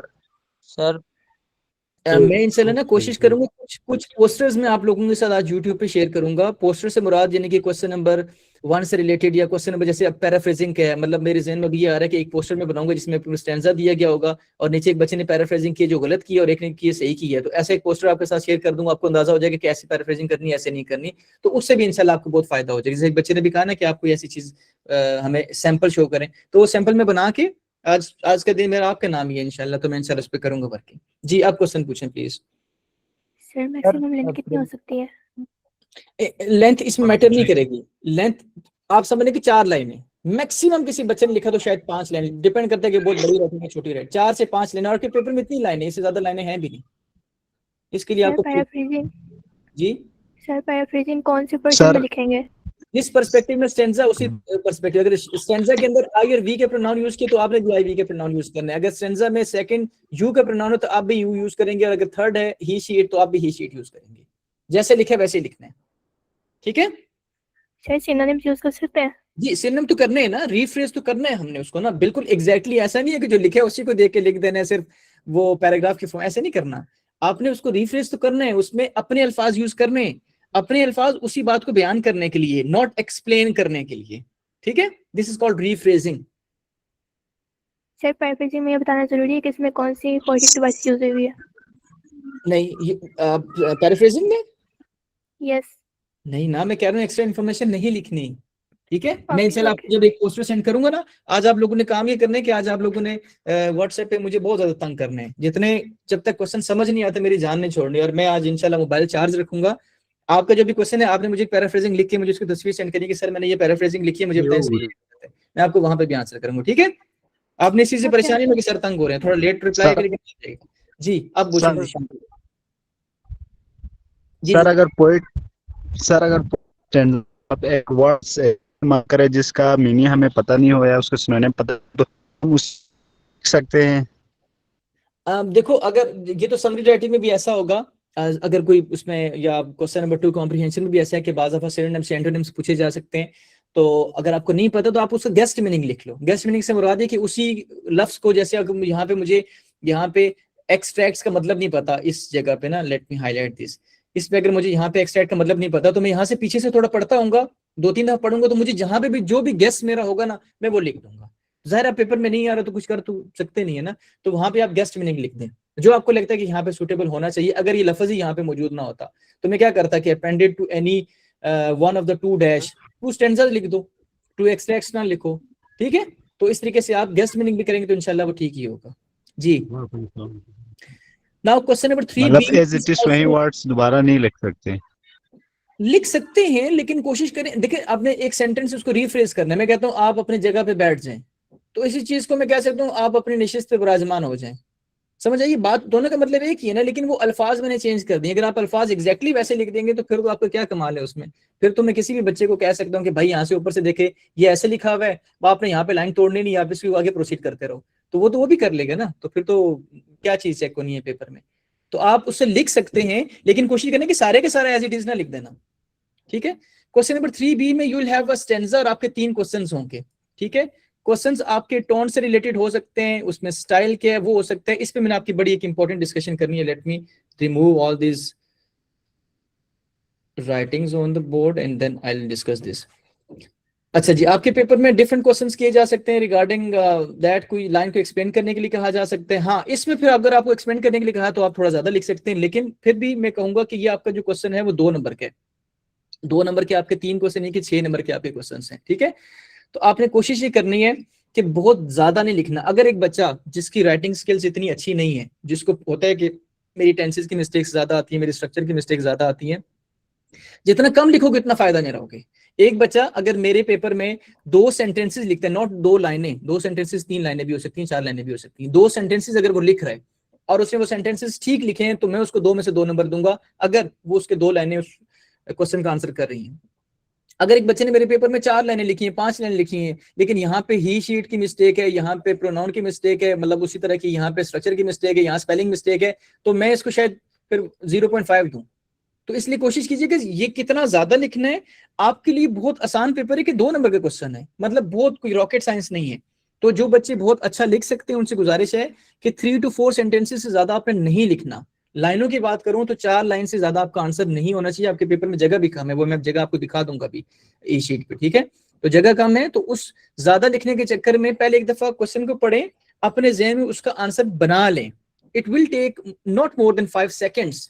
5 second सोचेंगे अच्छा ये क्वेश्चन है, I have to write this, फिर लिखें। बच्चे को ना लिखते लिखते सोचते हैं, वो जब लिखते लिखते सोचते हैं तो they are not able to like organize the sentence, वो सेंटेंस को कंप्लीट नहीं कर पाते और वहां पे उनका नुकसान होता है कि वहां पे उनके नंबर चले जाते हैं, वहां पे वो यकीनी बात है कि वहां पे मिस्टेक करते हैं। तो आपने पहले क्वेश्चन को पढ़ा, अपने ज़हन में उसका आंसर बनाया, देन आपने उसका आंसर किया। एक इंपॉर्टेंट क्वेश्चन आपके पेपर में टोन या स्टाइल का आ सकता है, तो याद रखिएगा पहली बात इंपॉर्टेंट चीज कि आपके पास जो 2 स्टेंजास होंगे तो आपने ये नहीं करना कि फलाना स्टेंजा तो मैंने पढ़ा ही नहीं है तो उसको पढ़ने की जरूरत ही नहीं है, मैं तो दूसरे वाला ही करूंगा जो मेरी बुक से आया है। नहीं, बाज दफा जो आपका अनसीन स्टेंजा होगा वो भी आपको बहुत ज्यादा हो सकता है बहुत आसान हो। जैसे एक पोम ट्राई अगेन, बहुत आसान पोएम थी, आप वहां से अगर आ जाता है, या मिसाल के तौर पर द रोड नॉट टेकन से आ जाता है, बहुत आसान सी पोएम है, या उसके अलावा डैफोडिल से आ जाते हैं, आसान सी पोएम्स हैं। तो ऐसा नहीं करना कि जो अनसीन स्टेंजा आता है, मुझे लगता है कि 95% बच्चे या इससे भी ज्यादा बच्चे जो हैं वही स्टेंजा करते होंगे जो उनकी बुक में लिखा होता है, जो उन्होंने थोड़ा बहुत पढ़ा। ठीक है, आपने दूसरे को भी पढ़ के देखने, हो सकता है उसमें ये क्वेश्चन हो कि what is the tone of the poet in this stanza, identify rhyming scheme of the stanza और highlight any 2 figures of speech. ये तो तीनों क्वेश्चन बड़े जनरल क्वेश्चन हैं, तो आप बड़ी आसानी से कर सकते हो। तो कभी भी ऐसा नहीं करना कि जो मुझे मेरी बुक में स्टेंजा है मैं वही लिखूंगा, मुश्किल है आसान है मैंने वही करना है। तो अनसीन को भी देखिएगा एक दफा। जहां तक टोन और स्टाइल की बात है, मैं फिर इकट्ठा करूं, वैसे दोनों चीजें अलग अलग हैं। देखो, अगर कोई भी आपने स्टेंजा पढ़ा, लेट्स सपोज अनसीन है, और उसमें किसी चीज को एक्सप्लेन किया गया, किसी भी एक मंजर को एक्सप्लेन किया गया, तो उसमें आप कह देंगे डिस्क्रिप्टिव स्टाइल है। जब आपने किसी भी चीज को एक्सप्लेन किया, उसकी खूबसूरती के बारे में बात की, ठीक है, जैसे आपने ग्रेड 9 में ईगल पढ़ी, तो ईगल में जो ईगल की खुसूसियात है वो बयान की गई हैं, तो आप कह सकते हैं कि डिस्क्रिप्टिव स्टाइल है। आपके पेपर में एक पोम है ब्लू में एक कहानी सुनाई गई, एक बच्ची है, शुरू में उसके अपीयरेंस बताई गई है कि वो किस तरह की अपीयरेंस थी, पिंक थी और उसके टोज ऐसे थे, फिर उसके बाद she is not able to identify the colour blue. तो आगे पूरी कहानी एक बाप ने बेसिकली सुनाई है ना, तो आप कहते हैं ये हमारे पास नैरेटिव स्टाइल है। नरेशन मतलब कहानी। तो अगर आपसे स्टाइल का क्वेश्चन आ जाता है तो आप कह सकते हैं द स्टाइल इज नैरेटिव। अच्छा, आप सारी अपनी पोम्स में लिख सकते हैं कि जो स्टाइल है सिंपल है, मतलब जो simple language has been used in this stanza. ठीक है, सिंपल लैंग्वेज, क्योंकि कोई भी पोएम आपकी पेपर में ऐसी नहीं आएगी जिसमें ऐसी जुबान इस्तेमाल की गई, इतनी मुश्किल डिक्शन, इतनी मुश्किल वोकैबुलरी कि आपको समझ ही नहीं आ रही। तो आप उसमें स्टाइल में ये लिख सकते हैं। अगर कोई ऐसी पोएम आती है जिसमें जैसे ट्राई अगेन मोटिवेशनल है, तो आप उसमें कह सकते हैं मोटिवेशनल स्टाइल या मोटिवेशनल टोन है। ठीक है, इसी तरीके से अगर किसी में कोई नसीहत की गई है तो डायडेक्टिक पोएम। तो ये बहुत सारे वर्ड्स हैं। अगर ये जो पॉइंट्स हैं, और एक और पॉइंट है रिफ्लेक्टिव स्टाइल है। जो रिफ्लेक्टिव क्या होता है कि देखो, शायर अगर किसी चीज पे बात कर रहे हैं ना, तो वो उस पॉइंट ऑफ व्यू पे या उस एक सब्जेक्ट मैटर पे उसकी रिफ्लेक्शन है। मिसाल के तौर पे मेरे सामने इसलिए मेरा मोबाइल है, तो मैं कहता हूँ ये जो मोबाइल है ये ऐसा है, ये अच्छा है, ये इतने कलर्स में अवेलेबल है, तो ये मेरी रिफ्लेक्शन है टुवर्ड्स दिस सब्जेक्ट मैटर। सोचता है वो उसकी रिफ्लेक्शन है। तो आप किसी भी जगह पे मदर नेचर है या कुछ भी है, तो आप उसमें कह सकते हैं reflective. The style of poet in this stanza या in these lines is reflective. ठीक है। अच्छा, कुछ इंपॉर्टेंट वर्ड्स मैं आपको बताऊंगा जो आपने अगर वर्ड्स यूज किए तो आपको एक अच्छा इंपैक्ट क्रिएट कर सकते हैं इस क्वेश्चन में। जैसे अगर आप कहते हैं कि आपसे क्वेश्चन आ जाता है फिगर्स ऑफ स्पीच के, कि कोई 2 फिगर्स ऑफ स्पीच लिखें, तो आप कह सकते हैं द पोएट हैज स्किलफुली या artfully. The poet has skilfully या artfully presented the themes of, अगर थीम क्वेश्चन है, the poet has skillfully या artfully incorporated। ये लफ्ज आप अपने साथ नोट कर सकते हैं। the poet has skillfully incorporated the themes of love, sacrifice and nature in this stanza. अब देखो एक सेंटेंस में आपने आंसर किया है और आपने 3 अच्छे वर्ड्स यूज कर दिए, इनकॉर्पोरेटेड का, स्किलफुली का या आर्टफुली का। तो ये वर्ड्स आप यूज करेंगे तो 2 सेंटेंसेस आपने लिखने हैं, 3 सेंटेंसेस में आपने आंसर करना है। तो जितने अच्छे वर्ड्स आप यूज करेंगे इंग्लिश और उर्दू के पेपर में उतने अच्छे आपके नंबर मिलेंगे, ठीक है। अगर आप पे क्वेश्चन आया था टोन और स्टाइल का, the poet has skilfully incorporated different figures of speech in this stanza to make this the subject matter elevated. अब देखो ना, एक यूज करेंगे, ठीक है। By using simple language in this stanza, the poet presented the themes of, the poet incorporated the themes of love, sacrifice and this in this stanza. तो कितनी खूबसूरती से आप जो है वो कुछ वर्ड्स, जो अच्छे बच्चे मार्क्स लेने वाले बच्चे होते हैं वो क्या करते हैं कि जैसे मैंने आपको 3-4 वर्ड्स बता दी, इस तरह 3, 4, 5, 6 वर्ड्स की एक लिस्ट बना लें कि अगर पोइट्री का कोई क्वेश्चन आता है तो मैं कोशिश करूंगा या करूंगी कि मैं वर्ड्स वहां पे यूज करूं ताकि मुझे मैक्सिमम नंबर मिल सके। और इस तरह के वर्ड्स अगर आप यूज करके ना 3 सेंटेंसेस में भी आंसर करेंगे तो आप 2 में से 2 नंबर आपके आ जाएंगे। अब आपके क्वेश्चन, मैं बहुत ज्यादा बोल चुका हूँ, कितनी देर से बोल रहा हूँ। जी जुनैरा प्लीज। जी you want to ask something? जी स्टेंजा के ऊपर रेफरेंस देनी पड़ेगी कि कौन सी पॉइंट से किस पोइट ने लिखी है? नहीं, बिल्कुल नहीं। वो किसी जमाने में, हम जब किसी जमाने में एसएलओ से पहले काम करते तो आपको लिखा हुआ है कि आपने, सिंपल सी बात है, पैराफ्रेजिंग में तो वैसे ही नहीं करना, उन्होंने कहा पैराफ्रेज द स्टेंजा, मतलब कि इसको आसान अल्फाज में लिखें। और क्वेश्चन आंसर में तो सवाल पूछे उसका जवाब देना है। अगर आपसे पूछा जाता है ना कि पैराफ्रेज द स्टेंजा या explain the stanza with reference to the context, ये किसी जमाने में क्वेश्चन हमारे पेपर में आता था कि रेफरेंस का मतलब ये होता था कि आपने बताना है कि ये कहाँ से लिया गया है, स्टेंजा किस पोएम से और इसको लिखा किसने, पोएट का नाम क्या है। और कॉन्टेक्स्ट का मतलब है कि ये जो बात शायर कर रहा है वो किस कॉन्टेक्स्ट में बात कर रहे हैं। तो आपके पेपर में ये चीजें नहीं आती, तो ये पिंडी बोर्ड में अभी शायद आती हैं लेकिन फेडरल बोर्ड में चीजें नहीं आती, तो इसको किसी भी सूरत में लिखने की जरूरत नहीं है। लेट्स सपोज आप कहती हैं कि मैं लिख लूंगी कि मदर नेचर और एमिली डिक्सन ने लिखा है, लेकिन आपसे अगर ये अनसीन आ जाएगा तो अनसीन में क्या करेंगे, फिर कहां से लिखेंगे, आपको क्या पता वो कौन सी पोएम है। तो ये चीजें आपने पेपर में जो पूछा है बस उसी का आंसर करें, जो नहीं पूछा प्लीज उसको छेड़ने की जरूरत ही नहीं है। जी any other question regarding this question so that we can move towards question number 4। Sir ये जो भी आपने लाइन लिखवाई है ये कौन से में लिखनी है, मतलब फिगर ऑफ स्पीच में या फिर टोन या स्टाइल में लिखनी है? किसी भी जगह पे लिख सकते हैं। इनकॉर्पोरेटेड का मतलब है कि basically the poet has used, तो यूज्ड को मैंने अच्छा वर्ड लिख दिया, the poet has incorporated. Themes की बात आती है तो आप लिख सकती हैं the poet has incorporated, the poet has skilfully incorporated the themes of this in this stanza, ठीक है। अगर आपसे पूछा जाता है कि how the poet used imagery in this stanza, तो आप कह सकते हैं the poet has artfully incorporated the visual and auditory imagery in this stanza by saying this। आगे वो लाइन लिख दें जिसमें वो imagery यूज हुई है। अगर आपसे स्टाइल पूछा जा सकता है तो आप कह सकते हैं the poet has skillfully incorporated simple words in this stanza to make the subject matter more appealing, to make the subject matter easy to understand। तो आप ना ये किसी भी क्वेश्चन के अंदर ये यूज कर सकती हैं, ठीक है। जी फाकिरुल्लाह। सर अगर कोई एलेजिक पोम है तो वो हमसे मूड और टॉपिक के बारे में पूछे तो हम फिर किस तरह आंसर करेंगे? देखिए आपने, पहली बात है कि कोई बच्चा ना पोएम के लफ्ज यूज ना करे, ठीक है। पेपर में, मतलब वैसे तो कर सकते हैं, गुनाह थोड़ी है, लेकिन पेपर में, आपके पेपर में स्टेंजा आता है। अब बाज़ बच्चे ना तेजी में कर देते हैं कि इन दिस पोम तो आपके सामने पेपर में आई नहीं है, आपके पेपर में तो स्टेंजा है। आपने टोन या मूड जब देखना है ना तो आपको ये नहीं फर्क पड़ता कि आपके पूरी पोएम में कैसा ओवरऑल टोन कैसी है।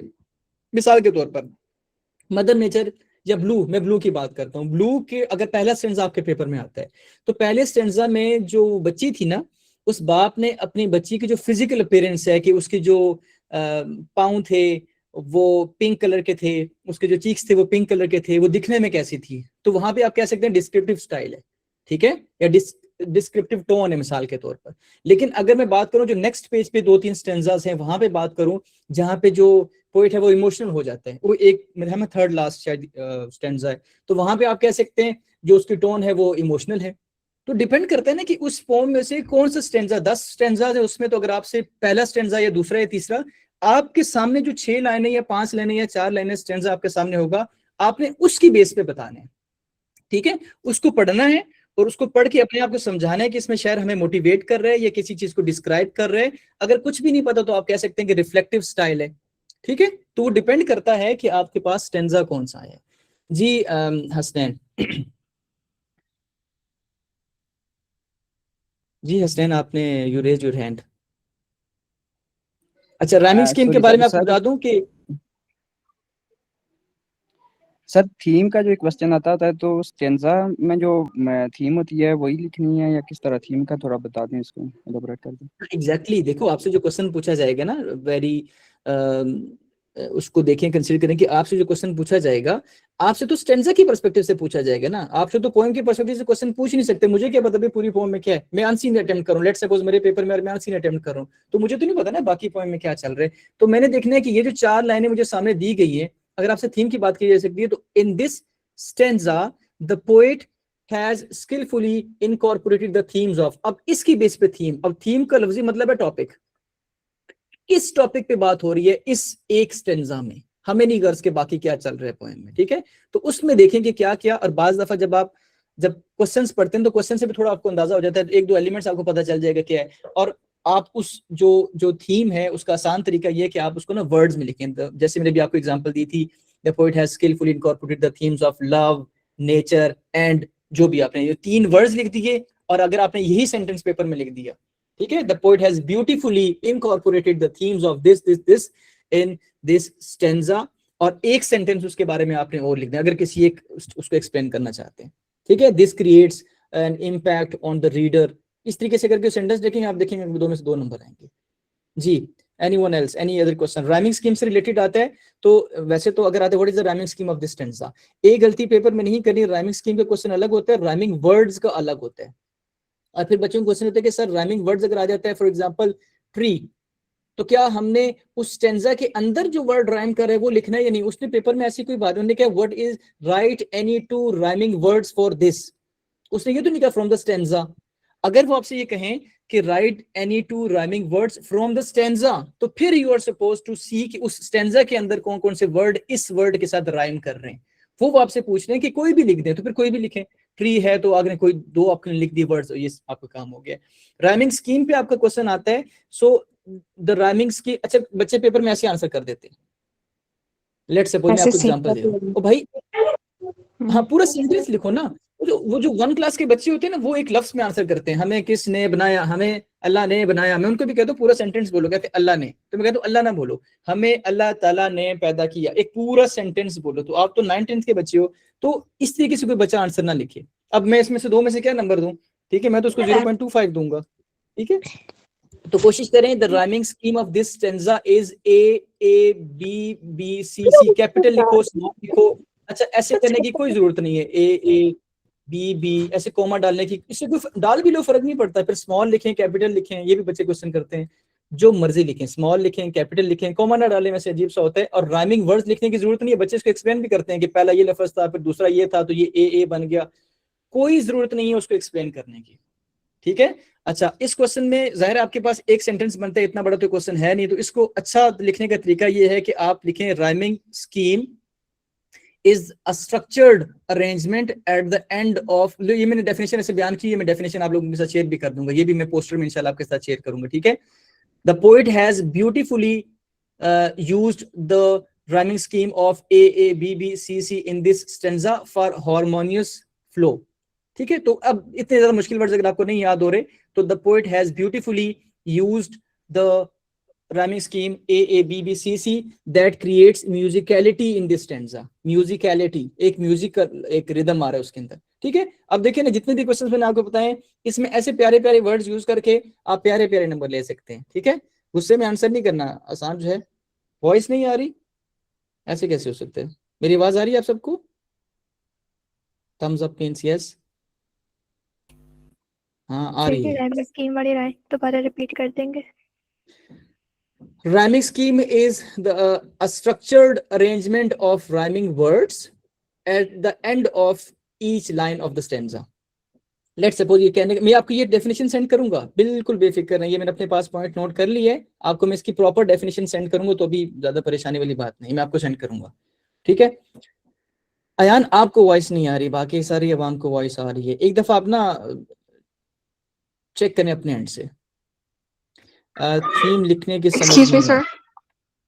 समझ मैं जो Excuse me, पोइट्री sir. वाले क्वेश्चन से वैसे मैंने शेयर किए थे, लेकिन आज मैं पोस्टर की शक्ल में आप लोगों के साथ शेयर कर लूंगा जी। सर अगर कुछ स्कूल्स वगैरह में हमें कैंटअप की बुक पढ़ाई है तो अगर उससे आए तो, अगर उससे ना आया फिर हम क्या करेंगे? देखो मैंने आपको ये कहा ना कि आप स्टैंडर्ड्स को पढ़े ना, पहले दोनों को पढ़ लें। आप पेपर में ये सोच के ना जाओ कि हमारी बुक से, आप ये समझो कि बस जो भी आएगा मैं कर लूंगी, मुझे पता है टोन कैसे निकालते हैं, मुझे पता है कि राइमिंग स्कीम कैसे निकाली जाती है, मुझे पता है फिगर्स ऑफ स्पीच कैसे निकाले जाते हैं। और अगर मुझे मेरी इतनी कॉम्प्रिहेंशन स्किल्स अच्छी हैं कि अगर मुझे कोई भी लाइन दे दी जाएगी और कहा जाए कि इस लाइन में शायर क्या कह रहा है, तो मैंने 2 तो सेंटेंसेस लिखने, 3 तो सेंटेंसेस लिखने। तो आप इससे परेशान ना हो। वैसे नॉर्मली याद रखें एक स्टैंजा आपकी इस बुक से आएगा। तो आप फिलहाल के लिए कर सकती हैं कि मदर नेचर, ब्लू, और जो मैंने गेस्ट पेपर में बताया कि द रोड नॉट टेकन, ये 3 पोम्स आप अभी कर लो। आपको तो ज़ाहिर है इतने रिसोर्सेज कहीं ना कहीं से आपको मिल जाएगी, किसी स्टूडेंट से मंगवा लें या कहीं से आप पढ़ लें। ठीक है, वैसे मैंने उसके नोट्स अपलोड किए हुए thegrammar.junction.com पे। ठीक है, हम Okay, sir. I Thank guess you. Chapter, thank you, welcome. हम क्वेश्चन नंबर 4 पे मूव करते हैं I guess. Any question regarding this? अच्छी खासी डिस्कशन हुई, आई लव दिस डिस्कशन, और अच्छा है, आपको समझ आनी चाहिए चीजें। चलें जी, आई होप कि इंशाल्लाह यहाँ तक चीजें क्लियर होंगी। नाउ मूविंग जी, Hasnain please you can ask. नहीं sir, Just give me 1 minute, 1 minute मुझे, sir just give me 1 minute.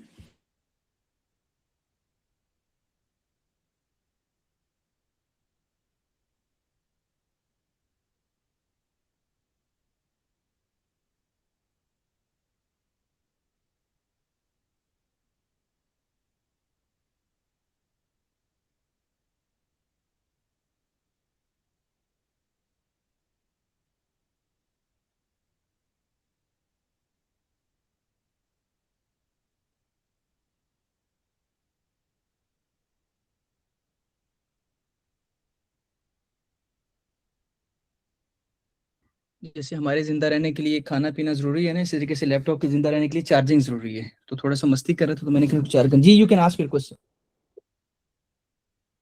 Sir कुछ स्ट्रेंजर्स होते हैं जिसमें फिगर ऑफ स्पीच समझ नहीं आ रही होती, तो उसका आप बता दें। देखो फिगर ऑफ स्पीच आपने ना जो जहन में रखना है, ये एक अच्छा क्वेश्चन है कि लेट्स सपोज आपको फिगर ऑफ स्पीच नहीं समझ आ रही, तो आप क्या कर सकते हो। एक आपने सबसे पहले ढूंढा इमेजरी। इमेजरी आपको मोस्ट ऑफ द केसेस में मिल जाएगी। अयान बेटा आपको वॉइस नहीं आ रही, बाकी सबको आ रही है ना, आप इसको रीजॉइन कर सकते हैं प्लीज। तो मैं बता रहा था कि इमेजरी आपने सबसे पहले तलाश करनी है। Let's suppose a poem like blue, इसमें आपको इमेजरी मिल जाएगी। द रोड नॉट टेकन पूरी की पूरी विजुअल इमेजरी है। ठीक है, अगर आपको इमेजरी नहीं मिलती तो दूसरे नंबर पे आप देखें कि कोई एक ऐसा एलिमेंट, कोई एक ऐसी बेजान चीज जिसको जानदारों वाली खुसूसियात दी गई है, पर्सोनिफिकेशन ढूंढने की कोशिश करें। आपको ये दोनों नहीं मिल रही ना, तो ये लाजमी बात है कि एलिट्रेशन, ये कॉन्सोनेंट्स या एसोनेंट्स आपको लाजमी मिलेगी। लाजमी, ये नहीं हो सकता कि कहीं पे भी ना हो। ठीक है, अच्छा उसके अलावा आप क्या देख सकते हो, अगर आपको ये 3 चीजें भी नहीं मिल रही, वैसे नहीं हो सकता कि एलिट्रेशन या वो चीजें ना हो, लेकिन लेट्स सपोज आपको कॉन्सोनेंट्स भी नहीं मिल रहा, तो आप उसमें एंजाइममेंट देख सकते हैं। लेट मी राइट हियर, कुछ अच्छे वर्ड्स भी यूज कर लिए करें ना पेपर में, उसके नंबर भी लेट सही, मी हम राइट एक्सप्लेन हियर, करते हैं एंजॉयमेंट। मैं बताता हूँ। एंजाइममेंट क्या होता है, आपने पोइट्री के जो लाइन्स हैं उनको देखना है गौर से। एंजाइममेंट में होता है कि एक एक पूरा सेंटेंस है, लेट्स सपोज ये पूरे के पूरा सेंटेंस है, लेकिन यहाँ पे ये कोई आपको पंक्चुएशन मार्क नजर नहीं, नॉर्मली कॉमा होता है एंड के ऊपर या सेमी कॉलन हो सकता है ना। ठीक है, इस तरीके से हो सकता है। लेकिन एंजाइममेंट में क्या होता है कि उस लाइन के एंड पे एक निशानी है कि कोई पंक्चुएशन मार्क नहीं होगा। इसका मतलब है कि ये सेंटेंस है जो यहाँ से शुरू हुआ और यहाँ पे खत्म हुआ। This is called enjambment. इस टर्म को देख लें, एक दफा अपने पास नोट कर लें, गूगल में जाके सिर्फ एंजाइममेंट लेके उसके इमेजेस पे जाएंगे, आपको उसकी एग्जांपल्स में मिल जाएंगी। तो यहाँ पे क्या होता है, ये पूरा एक सेंटेंस है, इस सेंटेंस को यहाँ पे ब्रेक करके दूसरी लाइन बना दी गई, वरना अगर ब्रेक ना करते तो ये ऐसी लाइन बनती, पोइट्री ऐसी हो जाती। अब ये और सा लगता है ना कि सारी लाइनें एक तरतीब से और ये लाइन बहुत बड़ी है, तो उसको वहां से ब्रेक कर दिया जाता है और नेक्स्ट लाइन में लिख लिया जाता है विदाउट एनी कॉमा। इसको कहते हैं एंजाइममेंट। तो ये आप एग्जांपल लिख सकते हैं। तो इस तरह की आपको जो ना ये जो 4-5 बताएं, कम से कम इस क्वेश्चन में आप इन चीजों को भी अगर देख लेंगे तो आपको इनमें से कोई ना कोई 2 आपको लाजमी मिलेंगी। ऐसा नहीं हो सकता 2 में से कोई भी ना हो। बाकी तो एंटीथीसिस और वो चलो मैं ये नहीं कहता कि हर उसमें होंगी, लेकिन यस ठीक है। सर अगर अब मूविंग क्वेश्चन टू आ जाता है, जी, टाइप्स एंजॉयमेंट ऑफ में यूज हो रही होती है ना। हर पोएम में यूज हो रही होती है ऑलमोस्ट। बरीरा दोबारा पूछिएगा प्लीज। सर एंजॉयमेंट तो हर पोएम में ऑलमोस्ट यूज हो रही होती है ना। हाँ, ऑलमोस्ट हर पोएम में और हर स्टेंजा में। आपने पोएम का अल्फाज यूज नहीं करना, आपने तकरीबन हर स्टेंजा में यूज होती है। जी, दूसरी बच्ची को क्वेश्चन पूछ रही थी। सर अगर हमारे पास कोई स्टैंजा दिया हुआ है और उसमें कहा है कि टाइप्स ऑफ इमेजरी कौन सी हैं, तो उस क्वेश्चन को प्रेजेंट किस तरह करेंगे हम लोग? उस क्वेश्चन को प्रेजेंट, अच्छा जितने भी क्वेश्चन आपके फिगर्स ऑफ स्पीच से रिलेटेड क्वेश्चंस होंगे। अच्छा बच्चे, एक क्वेश्चन ये पेपर में कर देखें, the poet has used imagery in this stanza, बस फुल स्टॉप लगा देते हैं। लेकिन उसके नंबर आपको नहीं मिलेंगे उस वक्त तक जब तक आप उसकी एग्जांपल नहीं लिखोगे। आपने लिख लिया the poet has beautifully incorporated visual imagery in this stanza, और उसके बाद वो लाइन लिख दो उस पोइट्री की उठा के कि ये यहाँ पे विजुअल इमेजरी। आपने क्या करना है, वो लाइन ऊपर लिख दी, the poet has beautifully incorporated visual imagery in this stanza, और नीचे मार्कर के साथ ये ब्लैक पेन जो भी आपकी प्रेजेंटेशन है, वो जो पोइट्री की लाइन होगी यहाँ पे लिखें आप इमेजरी, और आगे वो लाइन लिख दें। या अगर आपसे कहा जाए कि highlight any two figures of speech from the stanza, तो आपने कहना है द पोएट हैज ब्यूटीफुली, इनको जो लाइन में बार बार बोल रहा हूँ, वो आपने वो 2 लाइनें लिखी। उसके बाद लेट्स से वो मेरा ये टैबलेट थोड़ा सा टेढ़ा हो गया, इमेजरी लिख के आपने वो लाइन लिखी, और लेट्स सपोज आप लिखते हो सिमिली, ऐसे लिखे वो ये लाइनें मेंशन करना लाजमी है। अगर आप ये लाइंस मेंशन नहीं करोगे तो आपको नंबर नहीं मिलेंगे। सिर्फ इससे तो कोई भी बच्चा कोई भी तुक्का मार सकता है, the poet has used imagery personification and alliteration in this stanza, क्या पता चलेगा कौन सी लाइन में एलिट्रेशन यूज हुई है। तो अगर आप ये कह रहे हो कि एलिट्रेशन यूज हुई है, तो आपने ये बताना है कि वो किस लाइन में यूज हुई है, ये बताना बहुत ज्यादा जरूरी है। ठीक है, इस तरीके से आप लिखना है। सर और लाइन वैसे भी नंबर क्योंकि लिखेंगे आप थोड़ी डिटेल में लिख दोगे ना, तो आपके पास जगह नहीं बचेगी बाकी क्वेश्चंस के लिए। इसलिए आपने इस क्वेश्चन को बहुत ज्यादा अगर लेंथ दे दी, एक क्वेश्चन आपका बहुत बड़ा हो जाएगा, दूसरे क्वेश्चन आपके छोटे हो जाएंगे, तो फिर आपके लिए थोड़ी मुश्किल हो जाएगी। ठीक है जी, any question regarding this? Number लिखेंगे? नहीं, हाँ वैसे अगर आप लिख लो ना कि in the third stanza, sorry in the third line the poet has used, तो कर सकते हैं। लेकिन अगर आप वो लाइन मेंशन लाजमी करनी है, आप कह दें इन द थर्ड लाइन, कह सकते हैं, कोई इसमें गलती नहीं है, लेकिन वो लाइन को मेंशन करना इज इंपॉर्टेंट। चलें जी, नाउ मूविंग टुवर्ड्स, मतलब वो सर पूरी लाइन लिखनी जुमोफिज्म और पड़ेगी? यूफिज्म में क्या फर्क है? किसमें? वो जुमोफिज्म पूरी और लाइन लिखनी यूफिज्म पड़ेगी? जो है, मुझे क्वेश्चन दोनों की जो है ना वो मिक्सअप हो रहे हैं। पहले बेटा आप पूछ लें, जो गर्ल हैं वो पूछ लें, आप ये पूछ लें आप। सही, जो फिगर ऑफ स्पीच में बताया था, तो इसमें पूरी लाइन जो स्टेंजा वाली है वो लिखनी होगी? जी, पूरी स्टेंजा की लाइन एक कम से कम आपको, वो एग्जांपल अगर आप कह रहे हैं कि एलिट्रेशन यूज हो रहा है, तो किस लाइन में हो रहा है वो आप लाजमी मेंशन करें। ओके। अच्छा, दूसरे बच्चे ने शायद यूफिज्म के बारे में पूछा था। बच्चे, यूफिज्म क्या होता है कि आप किसी बात को पोलाइट वे में जब प्रेजेंट करते हैं, ठीक है, जैसे मिसाल के तौर पर कोई शख्स मर गया, तो आप कह सकते हैं ही डाइड लास्ट नाइट, तो इससे बेहतर ये है कि आप ये कहें कि ही पास्ड अवे लास्ट नाइट। ठीक है, दिस इज कॉल्ड यूफिज्म। किसी बात को, कोई ऐसी बात जिसकी टोन बड़ी हार्श हो, उसी बात को अगर आप सॉफ्ट वे में कहते हो, दैट इज कॉल्ड यूफिज्म। ठीक हो गया? जुमोफिज्म Now, I guess- जुमोफिज्म कौन सी? जुमोफिज्म क्या स्पेलिंग है? ZOOMPHIRSM।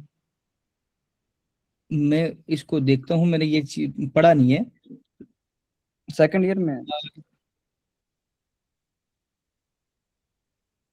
अच्छा, जूमॉर्फिज्म, मैंने वैसे फर्स्ट टाइम इसको पढ़ रहा हूँ, वैसे मैं साथ साथ इसको सर्च किया तो ये लिखा हुआ है कि meaning giving animal characteristics, qualities और फॉर्म्स ऑफ एनिमल गॉड्स और ऑब्जेक्ट्स। ठीक है, ठीक है, ये जू से मुराद एनिमल होता है ना, उससे रिलेटेड है। अगर मैं कहता हूँ, फॉर एग्जांपल मैं कहता हूँ कि he fought like a lion, ठीक है, किसी शख्स के बारे में कहता हूँ कि वो ऐसे लड़ा जैसे शेर लड़ता है, तो this is the example of zoomorphism. ठीक है, नॉट जूफिज्म, जूमॉर्फिज्म। जू का मतलब एनिमल है, तो उस लिहाज से जू जैसे जोलॉजी होता है। ठीक है जी, I guess we should move on question number 4, because इसके बाद हमने उस ई शीट को भी डिस्कस करना है। ठीक है, और तो इंशाल्लाह जो है कोशिश करेंगे, क्योंकि नमाज का भी टाइम होगा इंशाल्लाह, तो उसमें भी देखेंगे। Now this is question number 4, और question number 4 is based on the appropriate model auxiliary verb. Please, अब जितने भी मॉडल ऑक्सिलरी वर्ब हैं, मैं आपको यहां से होकर कुछ नहीं बता सकता, लेकिन यस, जो मैंने कल आपके साथ डॉक्यूमेंट शेयर किया है, आपको thegrامmarjunction.com की वेबसाइट से मिल जाएगा। वहां पे आपको मैंने बताया कि अगर पास्ट एबिलिटी की बात हो रही है या प्रेजेंट एबिलिटी की बात हो रही है, प्रेजेंट एबिलिटी की बात है तो हमने वहां पे कैन का इस्तेमाल करना है, पास्ट एबिलिटी है वहां पे कुड का इस्तेमाल करना है, कोई पास्ट में आपकी कोई एक आदत थी, कोई हैबिट थी, तो यूज टू का इस्तेमाल करना है, तो वो पूरी लिस्ट में आप लोगों के साथ शेयर कर चुका हूँ। तो प्लीज मैं चाहता हूँ कि आप उस डॉक्यूमेंट को एक दफा डाउनलोड करें, फ्री ऑफ कॉस्ट है, कोई पैसे नहीं है, ठीक है, फ्री ऑफ कॉस्ट है। उसको डाउनलोड करके एक सर, दफा आपने क्वेश्चन 4A, B, C की प्रैक्टिस करनी है। जी प्लीज। वो जी डॉक्यूमेंट कहाँ से मिलेगा? thegrammar.junction.com की ऑफिशियल वेबसाइट से। मैं आपको ना प्लीज मुझे एंड पे याद दिलाइएगा, मैं अपनी स्क्रीन आपको प्रेजेंट करके आपको बताऊंगा कि यहाँ पे आप जाके वहां से डाउनलोड कर सकते हैं, ठीक है।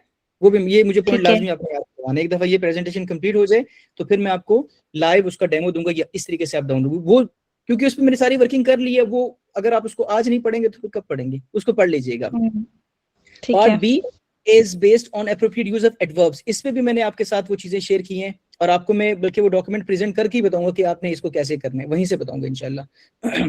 And part C is based on conversion of direct and indirect speech. Yes, ये वो क्वेश्चन है जो आपकी जान ले सकता है अगर आपने इसकी प्रैक्टिस नहीं की। अच्छा, एक बच्चा अभी आज के दिन ये कहता है कि सर मैंने डायरेक्ट इनडायरेक्ट की स्पीच की प्रैक्टिस नहीं की और मुझे नहीं आता, तो आई एम अफ्रेड कि उसके नंबर यहाँ से कट सकते हैं। अब वो लीस्ट काम क्या कर सकता है कि 4 नंबर है तो उसकी कोशिश हो कि मेरे 2 नंबर से ज्यादा यहाँ पे ना कटें। यार 4 में से 4 नहीं तो 4 में से मैं 2 नंबर तो लाजमी लूं। ये उस बच्चे के लिए जिसने पूरे साल इसकी प्रैक्टिस नहीं की और जिसको नहीं आता।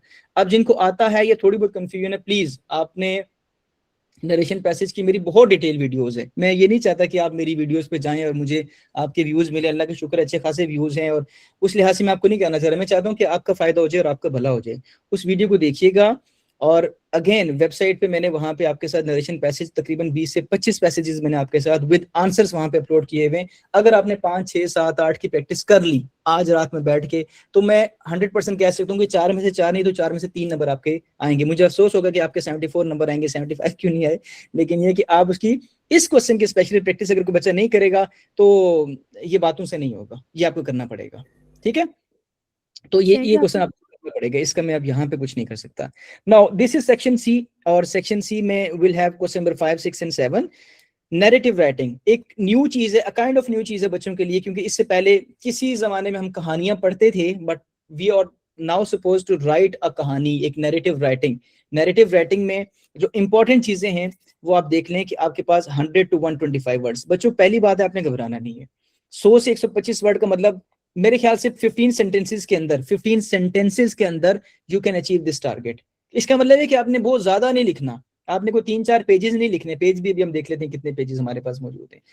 आपको 3 क्लूज दिए जाएंगे, 3 क्यूज दिए जाएंगे। या तो आपको एक टॉपिक दिया जाएगा, उस पर आपने लिखना है, या आपको एक मॉरल दिया जाएगा, उस मॉरल की बेस पे आपने एक स्टोरी कंस्ट्रक्ट करनी है, या आपको एक प्रॉम्प्ट या एक सिनेरियो दिया जाएगा आपके डेली लाइफ से, उसी से आप अपनी कहानी स्टार्ट करनी है। इसका मतलब है कि आपके पास 3 टॉपिक्स हैं और 3 में से कोई एक सेलेक्ट करना है। अब प्लीज इतनी ज्यादा तो ना करना कि आप कहेंगे तीनों मुझे नहीं आते। सो द नैरेटिव, अच्छा मैंने कल एक स्टूडेंट से मैंने क्वेश्चन किया, मैं आपसे ये क्वेश्चन करता हूँ कि अगर आप एक कहानी पढ़ते हो या कहानी सुनते हो, या मिसाल के अगर आप मूवी देख रहे हो या आप ड्रामा देख रहे हो, तो आप एक मूवी जब देख के कंप्लीट होते हो तो आप कहते हो यार दिस वाज अमेजिंग, बहुत मजे की मूवी थी। तो क्या चीज उसमें मजे की थी? हो सकता है कोई बच्चे कहे सर मुझे इसका कॉन्फ्लिक्ट बहुत अच्छा लगा, सर मुझे स्टोरी में सबसे ज्यादा इंपॉर्टेंट चीज सब्जेक्ट मैटर होता है कि जिस theme of the basically story, अगर थीम अच्छा नहीं है तो मुझे स्टोरी मजे की नहीं। कुछ बच्चे होते हैं जिनको ये होते हैं हमारे बॉयज, इनको लड़ाइयाँ बहुत पसंद होती हैं, तो उनको होता है हीरो और विलन की लड़ाई होना बड़ा मजा आएगा, तो ऐसी कहानी उनको अच्छी लगती है, ठीक है। तो हर बंदे का अपना इंटरेस्ट होता है, तो यही इंटरेस्ट अपने जहन में रखना है आपने कि अगर मैं स्टोरी लिखने जा रहा हूँ या लिखने जा रही हूँ, तो इसमें एक अच्छा सा कॉन्फ्लिक्ट होना चाहिए, एक अच्छा सा क्लाइमैक्स होना चाहिए। अच्छा मुझे ये होता है कि अगर मैंने स्टोरी पढ़ना स्टार्ट करनी है, तो अगर स्टोरी की स्टार्टिंग लाइन्स एंगेजिंग नहीं है एज अ टीचर, तो मुझे लगता है कि स्टोरी बेकार है। कम से कम स्टार्टिंग की जो लाइन्स हैं आपकी एक अच्छा सा एक्सपोजिशन, अच्छी सी सेटिंग, या कैरेक्टर्स को बड़े अच्छे से बताया हो, ठीक है। तो ये सारे के सारे स्टोरी के एलिमेंट्स हैं। आपने जब स्टोरी की इसको लिखना है तो इस क्वेश्चन, जितने भी डिटेल्ड क्वेश्चन है, यानी कि ये तीनों क्वेश्चन डिटेल क्वेश्चन है, तो प्लीज जैसे ही क्वेश्चन को पढ़ा तो पेन खोल के लिखना नहीं शुरू कर देना। अगर आपने इसके लिए 20 मिनट रखे हैं ना, हम टाइम मैनेजमेंट पे बात करेंगे, तो मैं चाहता हूँ 5 मिनट आप सिर्फ और सिर्फ ये सोचो कि मैंने लिखना क्या है, सिर्फ 5 मिनट। अब पेपर में अगर बच्चा पेन रख के सोचना शुरू कर देगा ना, तो वो कहेगा यार ये तो मेरा टाइम जा रहा है। तो ये आपके पेपर में बहुत टाइम है, 3 घंटे पहाड़ टाइम है, 75 मार्क्स का पेपर है, फर्स्ट ईयर सेकेंड में आपका 100 मार्क्स का पेपर होगा। तो आपने सबसे पहले स्टोरी को प्लान करना है, अपने जहन में सोचो, बेशक उर्दू में सोचो, अंग्रेजी में सोचो कि ये मेरी स्टोरी है। शुरू में ये स्टोरी जो है वो अहमद के बारे में है और अहमद गरीब घराने से ताल्लुक रखते हैं, जो भी आपने सोचना है। अपने आप को समझाओ कि Faisal you are suppose to write a story and आपके स्टोरी को ऐसे आपने करना है। जब आपने 5 मिनट सोचा और 5 मिनट सोच, ये जो बच्चे कहेंगे ये द ग्रामर जंक्शन से ही गिगलीज आ रही हैं, ये कौन, ये सर खुद अपनी बात पे हंस रहे हैं, तो ये दूसरे मेरे अकाउंट से है। तो आपने अपने आप को सोचना है, स्टोरी अपने जहन में बिल्ड अप करनी है, उसके बाद पेन खोल के आपने लिखना शुरू करना है। You are not suppose to just read the sentence, read the topic and आप धड़ाधड़ लिखने पे आगे, वहां जाके आपकी स्टोरी कंस्ट्रक्ट नहीं होगी। स्टोरी की एंडिंग, स्टोरी के क्लाइमैक्स कि मेरे स्टोरी में जान कैसे डालनी है, वो सोचने के बाद, इसका मतलब ये कि you have to plan, you have to organize yourself before writing the story. 5 minute सोचना है, उसके बाद लिखना है। अब जाहिर है जिस बच्चे की डिस्क्रिप्टिव राइटिंग अच्छी है, जिसकी नैरेटिव राइटिंग अच्छी है, जो स्टोरी राइटिंग में अच्छा है, ठीक है, तो वो लिख पाएगा। किसी के सेंटेंस स्ट्रक्चर का मिस्टेक उसकी आती है तो फिर तो जाहिर उसके लिए थोड़ा सा मुश्किल हो जाएगा ना, ठीक है। इसके हवाले से कोई क्वेश्चन अगर पूछना चाहे स्टोरी राइटिंग हवाले से? हाँ, कौन से टेंस में लिखेंगे आप लोग? बेहतर है आप लोग पास्ट में लिखो। प्रेजेंट में स्टोरी लिखी जा सकती है, लेकिन आप लोग गलती करोगे, मुझे पता है, ठीक है। तो स्टोरी को जब आपने नरेट करना है तो आप हमेशा स्टोरी को पास्ट में लिखो, ठीक है जी। जी sir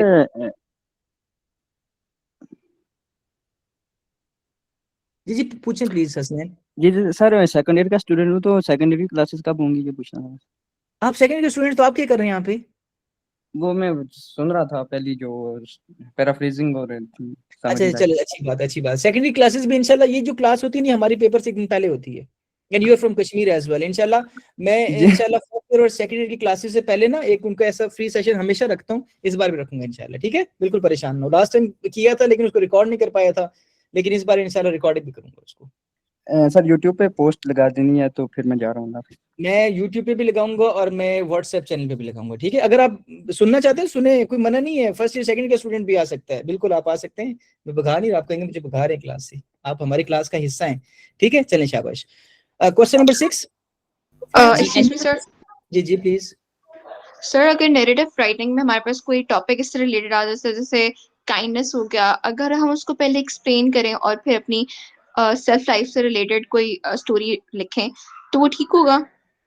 I must recommend that if this is narrative writing, you're not supposed to comment on the like subject matter, the topic of the story. कि अगर kindness पे है तो अगर आप कहते हैं kindness is a great virtue और इस तरीके से अगर भी शुरू होते हैं, तो basically आप एक analytical type लिख रही है ना, आपने narrative को और analysis को या argumentative writing को आपने mix कर दिया basically। प्लीज जब हम नैरेटिव राइटिंग, और 9th-10th में जब बोर्ड ने पहली दफा ये चीज यहाँ पे आपकी उस पे एंड पे की है कि बच्चे खुद से स्टोरीज लिखेंगे, तो बोर्ड ये चाहता है कि आप देखते हैं आपकी क्रिएटिव स्किल्स कितनी है। अगर आपने आर्गुमेंटेटिव राइटिंग या डिस्क्रिप्टिव और नैरेटिव को मिक्स करके लिख दिया, तो वो एक किस्म का जब स्टार्ट में लिखते हैं वो डिस्क्रिप्टिव आ जाएगा। सो बोर्ड ये चाहता है कि डिस्क्रिप्टिव आप यहाँ पे लिखो। ये देखो, दिस इज जिसमें एक्सप्लेनेटरी है और इंफॉर्मेटिव है। इसका मतलब है कि ये हमारा डिस्क्रिप्टिव पोर्शन है जिसमें हम डिस्क्रिप्शन देंगे और जिसमें हम चीजों को एक्सप्लेन करेंगे और एक इंफॉर्मेशन देंगे regarding one of three topics, ठीक है। लेकिन यहाँ पे बोर्ड ये चाहता है कि आप सिर्फ कहानी सुनाओ, आप उसको डिस्क्राइब ना करो, लाइक डिस्क्रिप्टिव राइटिंग में ना करो। तो आप प्लीज ऐसा ना कीजिएगा, ठीक है। सर अगर कोई इंट्रोडक्टरी लाइन हो जो आप हमें बता सकें, जो हम इस पे लिखें तो अच्छा इंप्रेशन पड़ेगा। Story writing start. Yes sir, narrative जो भी हो। आई मस्ट से कि लाइक ये जो, जैसे अब मैं ऑब्वियसली मैं जिस स्कूल में पढ़ा रहा हूँ, जिस सिस्टम में बेकन हाउस में पढ़ा रहा हूँ, तो वहाँ पे हमारे यहाँ ये प्रैक्टिस बड़ी नॉर्मल है ना, बच्चे तो they are very good at writing. तो नैरेटिव स्टाइल में आई ऑलवेज से कि हर बच्चा, देखो जमाने अजल से जो है वो कहानियां लोग लिखते आ रहे हैं, बहुत सारे मुसन्निफीन आए, कहानियां लिखते हैं, ड्रामाज लिखते हैं और लाइक मूवीज बनती हैं, लेकिन हर शख्स का स्टाइल दूसरे शख्स से डिफरेंट होता है ना। तो what makes you, this is creative writing. और क्रिएटिव राइटिंग में how you create your narrative, how you create your story. कुछ बच्चे बहुत नॉन कन्वेंशनल स्टाइल से स्टार्ट करते हैं और वो बहुत अच्छा लगता है, ठीक है।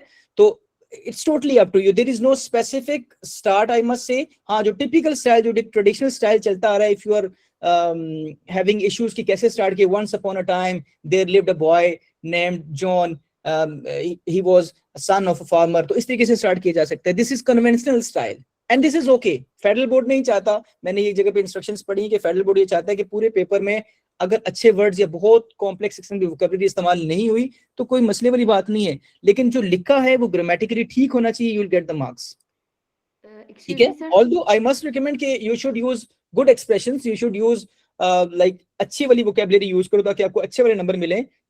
लेकिन अगर बहुत ज्यादा अच्छे वर्ड्स आप यूज करोगे ना, बहुत ज्यादा, एक लाइन में 3-3, तो वो फेक लगता है। वो वहां पे आपके नंबर कहीं ना कहीं आपके एक्सप्रेशन के नंबर जा रहे होते हैं। आपको लगता है कि आपने अच्छे वर्ड यूज किए तो आपने बड़ा कमाल किए, लेकिन आपके ऐसे राइटिंग में भी आपका ऐसे पूरा स्ट्रक्चर वाइज ठीक है, पैराग्राफिंग अच्छी बनी हुई है, इंट्रोडक्शन है, देन बॉडी के 2 पैराग्राफ हैं, देन एंड पे कंक्लूजन है, उस लिहाज से ऑर्गेनाइजेशन ठीक है। वर्ड्स आपने सिंपल यूज किए, लेकिन आपने ट्रांसलेशन डिवाइसेस के साथ इस्तेमाल किए, कोटेशंस लिखे, you will get full marks. वहां पे कितने मुश्किल अल्फाज आपने अपने ऐसे में यूज किए ये मैटर नहीं करता, फेडरल बोर्ड में स्पेशली, ठीक है। तो आपको ज्यादा कॉम्प्लेक्स वोकैबुलरी यूज करने की या कोई नई चीज क्रिएट करने की जरूरत नहीं है। आप वंस अपॉन अ टाइम, ठीक है, या आप किसी date Yes, sir. Thank you, Jazakallah.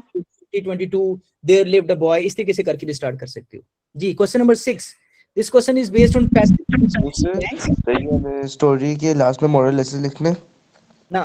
3 चीजें हैं, आपको 3 तरह की स्टोरीज हैं। अगर आपको ऑलरेडी मॉरल दिया गया है तो you are not suppose to rewrite the moral, sorry, ठीक है। एक टॉपिक यानी कि टॉपिक आपने लिखा तो आपने करना ये कि टॉपिक लिखा, जो टॉपिक वहां पे दिया गया उसी को एज इट इज, अगर आप टॉपिक को सिलेक्ट उसको एज इट इज लिख के उस पर स्टोरी लिख दो। हमें कुछ नहीं कहा गया कि आपने मॉरल, देखो हमारे पास जो इंस्ट्रक्शंस हैं, the question is based on, आपके क्वेश्चन में कोई नहीं कहा गया अगर आपको नहीं इस टॉपिक को आपने किया, ठीक है, तो आप ऐसे मॉरल लिख के वो लिख के नीचे उसके पीछे स्टोरी कंस्ट्रक्ट कर दो, ठीक है। और अगर आपको प्रॉम्प्ट या सिनेरियो जो आपको स्टार्टिंग दे दी जाती है आगे डॉटेड फॉर्म में होते हैं, तो आप एग्जैक्टली उसी स्टार्टिंग से शुरू करोगे और यहीं से अपनी ये मार्कर से लिख दो जो बोर्ड ने प्रोवाइड किया आपको, और आगे पेन से यूज करो। बोर्ड ने नहीं कहा कि आप इसके स्टोरी, लेकिन on safer side if you want to write moral at the end of this question and this question, तो मेरे ख्याल से एक्सेप्टेबल है, कुछ के नंबर आपके नहीं कटेंगे, लेकिन क्वेश्चन को गौर से पढ़ना है। क्वेश्चन के अंदर कोई ऐसी चीज मेंशन नहीं है कि आपने मॉरल लिखना है, आपने इस टॉपिक पे स्टोरी लिखनी है, इस मॉरल की बेस पे एक स्टोरी कंस्ट्रक्ट करनी है, और इस प्रॉम्प्ट को, इस सिनेरियो को स्टार्टिंग यही देके आगे स्टोरी को प्रोसीड करना है। This is the question. लेकिन सेफ साइड के लिए अगर आप लिखना चाहते हो तो आप लिख सकते हो, अगर आपके जहन में कोई आ रहा है अच्छा सा जिसमें आपकी स्पेलिंग मिस्टेक्स ना हो तो, ठीक है। जो हम डायलॉग्स लिखेंगे ये प्रेजेंट में होंगे?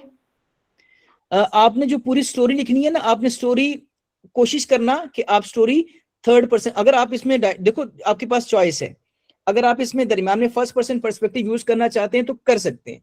आपने आज ये काम करना है कि आज जाके अपने जो हमारी थैंक यू मैम वाली स्टोरी है उस स्टोरी को तो पढ़ लेना अपनी बुक में कि स्टोरी कैसे लिख, एक आपने थैंक यू मैम को पढ़ना है और वैसे ही भी आपने कॉम्बिनेशन की प्रैक्टिस वहां से करनी है, और एक आपने अल्केमिस्ट को पढ़ना है। दोनों स्टाइल हैं स्टोरीज के, दोनों स्टोरीज हैं। तो अगर आप लिखना चाहते हैं थैंक यू मैम के स्टाइल में तो आप उसमें डायलॉग भी लिखोगे, not in dialogue form, in paragraph form, ठीक है। इन्वर्टेड कॉमर्स भी यूज करोगे, ठीक है, लेकिन वहां पे आपकी पंक्चुएशन मिस्टेक्स ज्यादा होंगी, याद रखिएगा, क्योंकि आपको रिपोर्टेड स्पीच और रिपोर्टिंग स्पीच के दरमियान में कॉमा भी लगाने और इन्वर्टेड कॉमर्स के अंदर जो लिखा है वो कैपिटल लेटर से भी स्टार्ट करने, तो वहां पे मिस्टेक्स के चक्कर जो है ना वो ज्यादा होगा पंक्चुएशन मिस्टेक्स का। तो आई मस्ट रिकमेंड कि आप उसको लिखो अल्केमिस्ट के स्टाइल पे। अल्केमिस्ट 3rd पर्सन पर्सपेक्टिव से लिखी है और लिखी भी पास्ट में है और इजी टू अंडरस्टैंड भी है। और you are suppose to make multi paragraph, कोशिश करना कि एटलीस्ट 3 पैराग्राफ आपके स्टोरी के होने चाहिए, ठीक है। इसको सिंगल पैराग्राफ में लिखने की जरूरत नहीं है, आपने एक स्टोरी स्टार्ट की, उसके बाद आपने इस तरीके से 3 पैराग्राफ के अंदर स्टोरी कंप्लीट करनी है। हम उसकी स्पेस अभी देखते हैं कि उसकी स्पेस कितनी होगी, ठीक है। पास्ट में लिखें और डायलॉग ऐड कर सकते हैं, लेकिन आई मस्ट रिकमेंड कि अगर आप डायलॉग ऐड नहीं करना चाह रहे तो फिर भी ठीक है, ऐड करें फिर भी ठीक है, दोनों स्टाइल एक्सेप्टेबल है।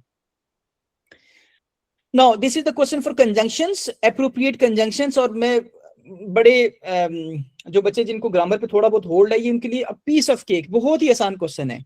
आपने करना ये कि पैसेज को प्लीज 3 से 4 दफा पढ़ लेना। बच्चे वही बात करता हूँ कि बार बार कि ये क्वेश्चन पढ़ा, पहली ब्लैंक को अपने यहाँ से यहाँ तक पढ़ा है, इस ब्लैंक को देख के ना आगे ऊपर वो 4 ऑप्शन लिखे तो देखना शुरू होते कौन सा ऑप्शन वहां से मौजूद यहाँ पे फिट आएगा। भाई यहाँ से लेकर यहाँ तक 4 दफा पढ़ लो, आपका 1 मिनट भी नहीं लगना। 4 दफा पढ़ लो, 5 दफा पढ़ लो, फिर उसमें 1-1, 2-2 करके आप उसमें डालते जाओ, और जब सब सारा एक दफा कर लो तो एक दफा फिर सारे को पढ़ लो कि क्या वो गलती तो नहीं हो रही, ठीक है। जिस क्वेश्चन में आपके रीराइट लिखा हुआ है तो उसको आपने रीराइट लाजमी करना है। आपके इस क्वेश्चन में रीराइट लिखा हुआ है एडवर्ब वाले में, इसमें लिखा हुआ है कि आपने उसको रीराइट करना है। इस क्वेश्चन में अगर रीराइट पेपर में कल लिखा होता है तो आपने लिखना है, रीराइट करना है, अदरवाइज आप उसके सिर्फ आंसर्स लिख सकते हो। And again this is essay writing. Essay writing पे बहुत ही डिटेल डिस्कशन हो चुकी है, वो डॉक्यूमेंट भी मैं आपके साथ शेयर करूंगा, बल्कि किया हुआ है मैंने वेबसाइट पे, ठीक है। और वहां से देखिए आपको पता चल सकता है कि आप किस तरीके से उसको एक्सेस कर सकते हैं। ऐसे राइटिंग पे भी आई होप कि वही पैराग्राफ राइटिंग को मल्टी पैराग्राफ में कन्वर्ट करना इज ऐसे writing. Let me tell you कि आप किस तरीके से डॉक्यूमेंट को एक्सेस कर सकते हैं। मैं इसको जरा करता हूँ। जी जी सर जी जो जी आपने बोलें 3 प्लीज। पैराग्राफ भेजे, 3 एसेस भेजे थे, अगर उसके अलावा मतलब जैसे my aim in life, my hobby आ जाता है, तो वो उन 3 में तो नहीं आता, तो फिर वो हम किस तरह करेंगे? देखो अब ये तो एक गेस होता है कि यार इस तरह के एसेज अगर आप याद करें तो इस तरह का कोई भी एसे आता है तो आप लाइक उसको इनकॉर्पोरेट करके लिख सकते हो। लेकिन अब पेपर में क्या आता है, we can not like predict. उसमें ये है कि चीजें तो, ये तो क्वेश्चन वैसे भी आपके अनसीन पोर्शन में आते हैं, तो यू हैव टू वर्क। होता ये कि साल के शुरू से हमें काम करना होता है ना। अब हम वो चीजें डिस्कस करें जो अब आखिरी दिन बचे, अब हम क्या कर सकते हैं, ठीक है। तो अगर साल के शुरू से कोई बच्चा मेरे पास पढ़ेगा तो मैं तो उसको अब मैं 3 कैटेगरीज पर उसको हो सकता है मैं 10 एसेस की प्रैक्टिस करवाता, ठीक है। अब साल के शुरू से एक बच्चे ने नहीं पढ़ा, और वो नॉर्मली हम इंग्लिश एंड पे पढ़ते हैं ना, हमारा एक अलमिया भी है, लेकिन हमें होता है कि चलो साइंसेस पे फोकस करें, केमिस्ट्री फिजिक्स वो उन पे ज्यादा फोकस होता है। अब एंड पे जाके मैं कुछ नहीं कह सकता, लेकिन वी कैन जस्ट गेस कि अगर इस तरह की पोजीशन आती है तो हम क्या कुछ कर सकते हैं, ठीक है। तो उसमें थोड़ा सा हम काम हमारे एंड से मुश्किल हो जाता है। अब सर लेट लेकिन मी वो ऐसे तो स्टॉप। लिख लेंगे my aim in life, my hobby, लेकिन उसमें डायलॉग्स वगैरह तो नहीं आते होंगे, तो फिर उसका मसला होगा। हाँ, उसमें मैं आपको सिर्फ ये कहूंगा, देखो जितने भी नैरेटिव राइटिंग है या कोई भी डिस्क्रिप्टिव राइटिंग है या जब भी आपका ऐसे राइटिंग है, तो मेरी आपसे सिर्फ ये गुजारिश होती है कि प्लीज उसको ऑर्गेनाइज करके, अब आपने लिखना है, ऐसे पेपर में आ गए, आप तो छोड़ नहीं सकते ना, रोने से तो वैसे ही काम नहीं चलेगा। तो वहां सोच लो कि यार मुझे 5 पैराग्राफ बनाने, फर्स्ट इंट्रोडक्शन होगा और एंड वाला कंक्लूजन होगा, तो बाकी 3 में मुझे क्या लिखने हैं। एक में उसके कॉजेज लिख दूं, एक में उसके मैं कॉन्सिक्वेंसेज लिख दूं, और एक में मैंने ये जो कुछ क्या लिखना है वो पहले जैसे आप प्लानिंग करोगे ना, तो प्लानिंग के अकॉर्डिंगली लिखें। अगर आपने टॉपिक पढ़ा लिखना शुरू हो गए तो फिर तो आपको प्रॉब्लम्स हो सकते हैं। तो आपने करना यही है कि आपने थोड़ा सा ये काम करना है कि थोड़ी सी प्लानिंग करके और उस प्लानिंग के अकॉर्डिंगली आपने करना है, ठीक है। अब let me present my whole screen. जी अब जरा थोड़ा सा सांस भी मैं ले लूं और साथ साथ एंटायर स्क्रीन। अच्छा जी, अब मैं जरा यहाँ से आपको बता दूं कि आप कैसे देखें। मैंने आपको thegrammar.junction.com लिखा और यहाँ पे आपको ये स्क्रीन सामने नजर आ रही है। अब यहाँ पे जाके आप क्या कर सकते हो, दिस इज द पोर्शन। इसके लिए आपको लॉगिन करने की भी कोई जरूरत नहीं है। आप फ्री नोट्स पे जाओगे, यहाँ से आपने क्लिक किया, ठीक है, तो आपको ये नजर आ रहा है। सब्सक्राइब नहीं किया तो ये तो करना बनता है ना, ये तो बुरी बात हो जाएगी अगर आप सब्सक्राइब नहीं करें तो। ये डिजिटल इनिशिएटिव, ये अब बच्चे यहाँ पे मुझे लगता है घबरा जाते हैं, मैं इसको यहाँ से रिमूव करवा दूंगा। बच्चे यहाँ से घबरा जाते हैं कि ये क्या चीज आ गई है। थोड़ा सा नीचे आएंगे, यहाँ पे आपको सर्च बॉक्स, अगर आपने लेट सपोज यहाँ पे लिखना है एसे राइटिंग, और मैं यहाँ पे जरा इसको सर्च करता हूँ, ये आपके ऐसे राइटिंग का डॉक्यूमेंट आ गया। आप इसको पहले व्यू कर लें कि आपके काम का है भी या नहीं है। मैं इसको जरा यहाँ से देखता हूँ, and look at this, this is the whole document जो मैंने आपके साथ वो चीजें डिस्कस की थी, और अच्छा खासा बड़ा डॉक्यूमेंट है। लेट मी, ये देखो, ये मैंने वर्ड्स के डिस्क्रिप्टिव वर्ड्स आप कौन कौन से यूज कर सकते हैं। अगर किसी बच्चे ने कुछ पहले देखा होता तो उसके तो बड़ा काम हो सकता है अगर उसमें वर्किंग की है। ये ट्रांसलेट डिवाइसेस आप कौन कौन से यूज कर सकते हैं, ठीक है। और ये ऐसे है हमारा एक uses and abuses of artificial intelligence, यानी कि टेक्नोलॉजी बेस्ड बेसिकली। और इस पे मैंने 2 कोटेशंस भी दिए हैं।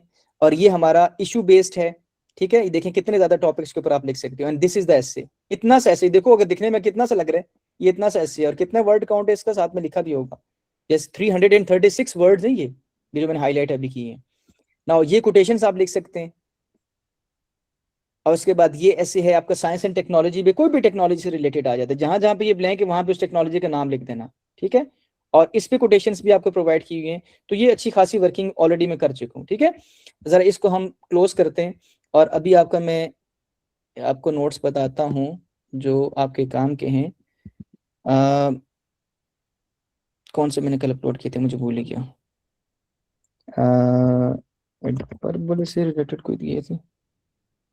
वर्ड फॉर्मेशन तो आपका नहीं है। गेस्ट पेपर मैंने कहा, हाँ गेस्ट पेपर जो है वो मैंने, ठीक है। आप गेस्ट पेपर पे जाएंगे, आप इसको व्यू करें, अब आपको ये चीज समझ आएगी। नाउ ये जो मॉडल ऑक्सिलरी वर्ब मैं आपको बता रहा था, देखें एबिलिटी प्रेजेंट पे आता है तो कैन यूज करना है, एबिलिटी पास्ट पे तो कुड यूज करना है। ये सारे के सारे मैंने क्वेश्चन नंबर 4A से रिलेटेड आपको बताए, और कौन कौन से क्वेश्चन हैं, कौन कौन से स्टैंजास आपने प्रिपेयर करने कल के लिए गेस्ट पेपर है काइंड ऑफ, ठीक है।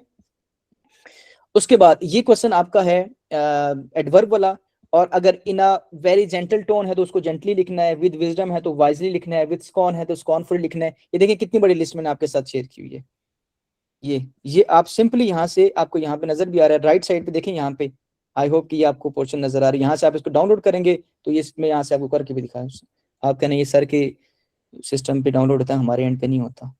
यहाँ से मैंने किया, इसको मैंने नाम दे दिया कोई भी, और इसको मैंने यहाँ से सेव कर लिया। ये मेरे सिस्टम में जो है वो सेव हो चुके हैं, ठीक है। ये देखिए आपको सामने नजर भी आ रहा है, यहाँ पे सेव हो चुके हैं। तो इस तरीके से सामने कोई भी जो हमारे पास है उसको हम डाउनलोड कर सकते हैं। ये देखें, ये सारे के सारे ये जितने भी एसेज हैं उन एसेज को लिखना कैसे है, ये भी मैंने how to build an happy life पे अगर आ जाता है तो आपका फोकस किन वर्ड्स पे होना चाहिए, क्या एग्जांपल्स हैं, कल वाली वीडियो देख लीजिएगा, मैंने सारे को एक्सप्लेन किया हुआ है वहां पे। तो ये इस तरीके से आप जो है वो इसको रिसोर्स को हासिल कर सकते हैं। इसके लिए कोई लॉगिन करने की जरूरत नहीं है, कोई आपको यहाँ जाके लॉगिन, हाँ अगर आपने कोई कोर्स वगैरह लेना है तो उसके लिए होगा। तो ये आपके लिए, आई होप कि अब आप सबको समझ आ गई कि हम किस तरीके से नोट्स को एक्सेस कर सकते हैं, ठीक है। जरा लेट मी स्टॉप प्रेजेंटेशन, ठीक है। अब मैं आपके सामने जो है वो ई बुक प्रेजेंट करूंगा और उसको हम थोड़ा सा डिस्कस कर लेते हैं। Just give me 1 minute.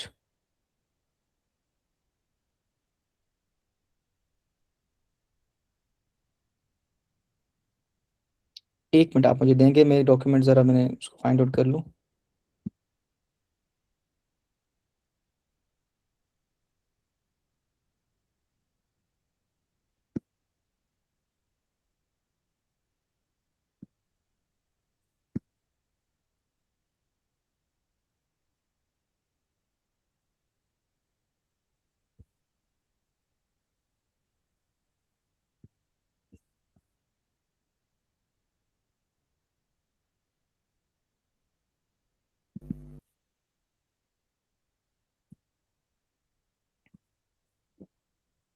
Okay, let me present my screen, and yes, here it is. This is the e-sheet and you are quite familiar with the e-sheet, लेकिन हम थोड़ा सा इसको दोबारा से डिस्कस करेंगे। I hope this is visible to all of you. Now, अब कुछ ऐसी बातें आप कहना सर ये हमें पता है, हमें ना बताएं, लेकिन प्लीज मैं फिर भी बताऊंगा, मुझे बोलने की आदत ज्यादा है, ठीक है। अब आपने ये काम करना है बच्चों कि ये जो आपका पोर्शन है ना, प्लीज इसको, ये ना हो कि सारा पेपर अच्छा कर लो और पता लगे रोल नंबर ही गलत फिल करके आए हो। और खास तौर पे एमसीक्यू अच्छा बच्चों ने किया भी है, बहुत सारे ऐसे हमारे पास मिसालें मौजूद हैं कि वो रोल नंबर को अच्छे से फिल ही नहीं किया हुआ और वो उसको नुकसान ही हुआ कि 20 में से 20 मार्क्स चलेगी उनके एमसीक्यूज में। तो ये तो ज़ाहिर आपको करना ही है, ये तो मैं आपको नहीं बताऊंगा। और मैं चाहता हूँ कि जब आपका पेपर हो ना तो वहाँ पे ऐसे लिखा हो, ऐसे लेट मी राइट, ऐसे लिखा हो, क्या ही शानदार मामला हो जाएगा आपके साथ। चलो पहले पेज पे कुछ भी नहीं लिखना। मैथ्स के पेपर में और बाकी पेपर्स में आपको रफ शीट मिलती है, ये आप इसको लिख नहीं सकते इसके ऊपर, ठीक है। अच्छा मुझे इसको ना ऐसे प्रेजेंट करना चाहिए। अच्छा ये पुरानी शीट है, लेट मी, ये पुरानी शीट है क्योंकि एक इतनी सी स्पेस नहीं हो सकती समरी राइटिंग के लिए, मुझे दोबारा से प्रेजेंट करना पड़ेगा।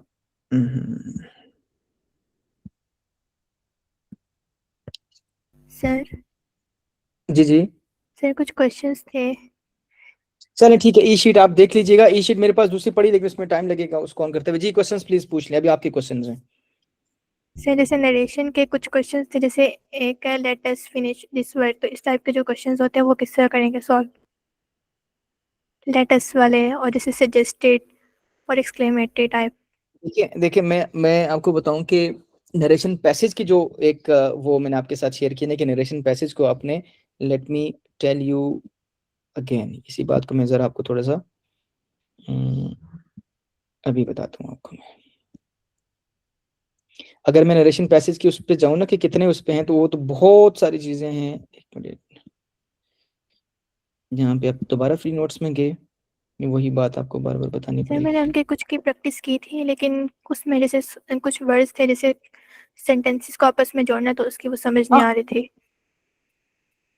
कि किस तरह आप मुझे ये कर सेंटेंसेस को आपस में ज्वाइन किया है।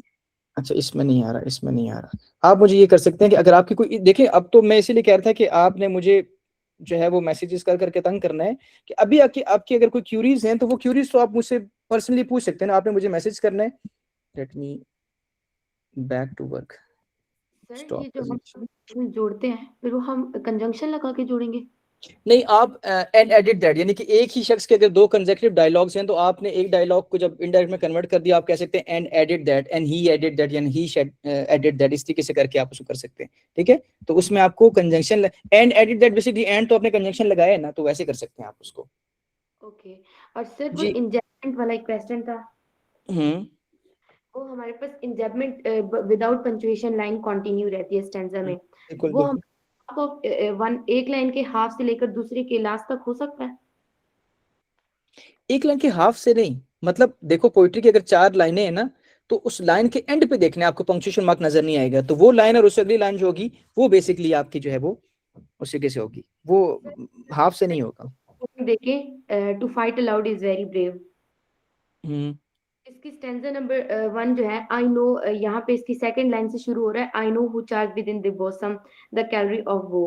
तो यहाँ पे ये सारी होगी, इसके जो आई नो लिखा हुआ है इससे आगे बट ग्लेंटर कॉमा लगाया हुआ है, तो हम आई नो से स्टार्ट करेंगे। आप मुझे प्लीज इसका स्क्रीनशॉट व्हाट्सएप कीजिएगा, मुझे लगता है आप कैंटा आपकी बुक से पूछ रही हैं। यस, उधर से हाँ, पूछ रही हूँ। आप मुझे ना स्क्रीनशॉट सेंड कीजिएगा, ये आपकी पर्सनल जो आपकी अभी पर्सनल क्यूरीज है ना, मतलब स्पेसिफिकली किसी एक टॉपिक पे, तो प्लीज मैं चाहता हूँ कि हम जो जनरल डिस्कशन करें वो यहाँ पे कर लें, जो आपकी पर्सनल क्यूरीज है मुझे सेंड करें, मैं इंशाल्लाह आपको वहाँ पे आंसर लाजमी करूंगा, ठीक है? ठीक है। चलें, any other question regarding papers and regarding everything? Time management, yes, मैं कैसे भूल सकता हूँ उसको। टाइम मैनेजमेंट में बच्चों, आपका जब एमसीक्यूज का पोर्शन हो जाए, ठीक है, तो आपने सबसे पहले जो क्वेश्चन करना है वो 4A 4B और 4C करने हैं, ठीक है? आई रिपीट कि क्वेश्चन नंबर 4A 4B और 4C आपने सबसे पहले करना है। उसके बाद आपने क्वेश्चन नंबर 5 आपका कौन सा है? एडवर्ब बोला, नैरेटिव कोहेरेंट राइटिंग है। Narrative coherent writing. तो मैं ये चाहता हूँ कि इसके पीछे लॉजिक क्या है? लॉजिक ये है कि जब आपने क्वेश्चन नंबर 1 किया, तो क्वेश्चन नंबर 1 वो ऐसा क्वेश्चन है जिसमें आपकी जो ग्रामर है और जो आपकी अंडरस्टैंडिंग है ग्रामर की, एप्लीकेशन है ग्रामर की, वो आपकी वहां चेक होती है और आपका जो दिमाग जो है ना वहां पे यूज हो रहा होता है। अगर आपने क्वेश्चन नंबर 2 स्टार्ट कर लिया, जो कि डिटेल क्वेश्चन है 18 नंबर के, और यही फर्स्ट ईयर सेकंड में जाके 28 मार्क्स का हो जाएगा, या एसे राइटिंग है या नैरेटिव राइटिंग है, ये डिटेल क्वेश्चन है। तो डिटेल क्वेश्चन जब आप करेंगे तो आपको क्वेश्चन नंबर 2 में कम से कम आपको 35 to 40 मिनट्स आपको लगेंगे, ठीक है? 35 to 45 का मतलब कि 45 ये और 20 मिनट्स आपके पहले जा चुके हैं, 45 55 65 एक घंटे से आप लगातार लिख रहे हैं, सोच रहे हैं, लिख रहे हैं, सोच रहे हैं, तो आपकी काफी ज्यादा एनर्जी आपकी डाउन हो जाती है। तो मैं ये चाहता हूँ कि जैसे ही आपको आपका सब्जेक्टिव पेपर मिले, आप सबसे पहले क्वेश्चन नंबर 4A 4B और 4C ये क्वेश्चन अटेम्प्ट करें। और अगर आप कर सकते हैं तो आप, अगर नैरेटिव राइटिंग आपको आती है, ठीक है, अब मतलब उसमें थोड़ा सोच के लिखना पड़ेगा, तो उसके बाद आप पोइट्री के क्वेश्चन कर सकते हैं, ठीक है? उसके बाद पोइट्री का जो आपका स्टैंजा की पैराफ्रेजिंग और स्टैंजा की क्वेश्चन आंसर ये कर लें। तो दिस मींस कि क्वेश्चन नंबर 1 आपने देके सबमिट करवा दिया सेक्शन ए, फिर आप क्वेश्चन नंबर 4A 4B और 4C करें, फिर क्वेश्चन नंबर 3A और 3B करें, और उसके बाद आप कॉम्प्रिहेंशन पे मूव करें। मैं ये चाहता हूं कि जो आपके डिटेल्ड क्वेश्चन है, क्वेश्चन नंबर 2 इसके सारे पार्ट्स, और क्वेश्चन नंबर 7 ऐसे राइटिंग, 7 आपने सबसे एंड पे करना है, और क्वेश्चन नंबर 7 से पहले आपने स्टोरी राइटिंग करनी है। उससे पहले ये जो एडवर्ब वाला क्वेश्चन है, या कंजंक्शन या ट्रांजिशन डिवाइसेस वाला क्वेश्चन आ जाए, इसमें थोड़ा सोचना पड़ेगा। नरेशन वाला क्वेश्चन, आप अगर आपने नरेशन की बहुत अच्छे से प्रैक्टिस की है और आपको बहुत अच्छे से आती है, तो मैं ये चाहता हूँ कि जैसे ही आपका सेक्शन ए खत्म हो, तो आप बेशक नरेशन वाला क्वेश्चन सबसे पहले अटेम्प्ट करें, क्योंकि हमारे पास लिबर्टी, हम जो मर्जी क्वेश्चन करें, तो उसमें ये होगा कि अभी आप फ्रेश हो गए, अभी आपने 20 से 25 मिनट थोड़ा सोचा, अभी आप थके भी नहीं हुए, थोड़े एनर्जेटिक हो गई, राइटिंग आपकी, प्रेजेंटेशन सब कुछ अच्छी होगी, तो आप इन क्वेश्चन पे जिन पे सोचना पड़ेगा आपको ज्यादा, जिसको आती है समरी राइटिंग या जिसको क्वेश्चन आंसर आते हैं उसको ज्यादा सोचना नहीं पड़ेगा, वो देखेगा थोड़ा सा, बस सोचेगा 2-3-4 सेकंड, उसके बाद लिखना शुरू कर देगा। तो मैं चाहता हूँ कि ये जो शॉर्ट क्वेश्चंस है ना, 4A 4B 4C, और जो नैरेटिव राइटिंग भी बहुत ज्यादा नहीं है, इन क्वेश्चंस को आप पहले करें, ठीक है? लास्ट क्वेश्चन आपका क्वेश्चन नंबर 7 होना चाहिए, ऐसे राइटिंग। सेकंड लास्ट आपका जो है क्वेश्चन वो होना चाहिए क्वेश्चन नंबर 2 या स्टोरी राइटिंग, और थर्ड लास्ट आपका क्वेश्चन नंबर 2 हो जाए। बाकी क्वेश्चन आपने जी सर नैरेटिव राइटिंग में हम ट्रांजिशनल डिवाइसेस यूज कर सकते हैं? बिल्कुल कर सकते हैं, बिल्कुल कर सकते हैं, ठीक है? और दूसरी बात ये कि पेपर में अगर कोई चीज गलत हो जाती है, अगर 2-3 एमसीक्यूज गलत हो जाते हैं, तो प्लीज वो परेशानी वाली कोई बात नहीं है। टू बी वेरी ऑनेस्ट, बच्चों को थोड़ी ज्यादा परेशानी होती है कि हमने इतनी तैयारी की है, इतने सेशंस लिए हैं, पेड सेशंस भी लिए हैं, और उसके बाद हमारे पेपर में चीज गलत हो गई है। वो 2 नंबर की चीज वो गलत होती है, और उस टेंशन में आगे 10 नंबर की चीज और गलत हो जाती है। कुछ भी गलत हो गया पेपर में, 2-4 नंबर का, 5 नंबर का, तो बिल्कुल परेशानी वाली बात नहीं, कहो ठीक हो गया, कोई बात नहीं, मैं ये नंबर आगे कवर कर लूंगी, ठीक है? तो कोई बच्चा अगर 75 में से 75 के जहन बना के बैठा हुआ है और उसके 2 एमसीक्यूज गलत हो गए, बाद में उसको पता चला, अब उस टेंशन में हो सकता है 10 नंबर के क्वेश्चन वो और भी गलत करके आ जाए। तो प्लीज परेशानी नहीं होनी चाहिए आपको, आपने पूरा साल मेहनत की है, थोड़ा सा अपने आप को मोटिवेट करें और उस तरीके से पेपर करें, कोई जरूरत नहीं है परेशान होने की। कुछ गलत हो भी जाता है, अल्लाह ना करे, तो कोई बात नहीं, अगले क्वेश्चन में उस चीज को पूरा कर लें आप, ठीक है? तो any question regarding this? I hope we are done with the discussions. Yes Junaira, sir conjunction के ऊपर आप वीडियो बना देंगे? किस क्वेश्चन पे? Conjunction question 6। कंजंक्शन पे वीडियो की जरूरत नहीं है। कंजंक्शन पे मैं जो कल वीडियो बनाई है ना, जो पेपर, गेस्ट पेपर, और उसके साथ मैंने उसकी टिप्स एंड ट्रिक्स शेयर की हैं, आप उसको देख लें प्लीज, उस पर वीडियो की जरूरत आपको नहीं पड़ेगी इंशाल्लाह। आप उस वीडियो को एक दफा देखें, मेरे ख्याल में 15 मिनट्स की वीडियो है या 13 मिनट्स की है, उसको देख लीजिए, उससे आपको फायदा हो जाएगा। के साथ ये जो है, जी जी, कल मैंने अपलोड की है। ओके सही है। Yes, probably. Ji, I hope we are done with the discussion. ठीक है, चलें, best of luck for your papers. दुआ कीजिएगा, मेरे लिए भी दुआ कीजिएगा, बाकी सब बच्चों के लिए दुआ कीजिएगा। And that was a very productive session. मुझे इतना अंदाजा नहीं था कि इतनी डिटेल डिस्कशन होगी, मुझे लगा था शायद 1 घंटे में डिस्कशन क्लोज हो जाएगी, क्योंकि मेरा इंटरेक्शन ज्यादा फर्स्ट ईयर सेकंड ईयर के स्टूडेंट्स के साथ रहा। बट बहुत ज्यादा शुक्रिया, बहुत ही अच्छी discussions. Still I am always here by your side, if you have any question, any Curie, you can send me. इंशाल्लाह मैं कोशिश करूंगा कि एज सून एज पॉसिबल आपको उसके आंसर्स करूं। ठीक है, अल्लाह हाफिज and good luck for your paper.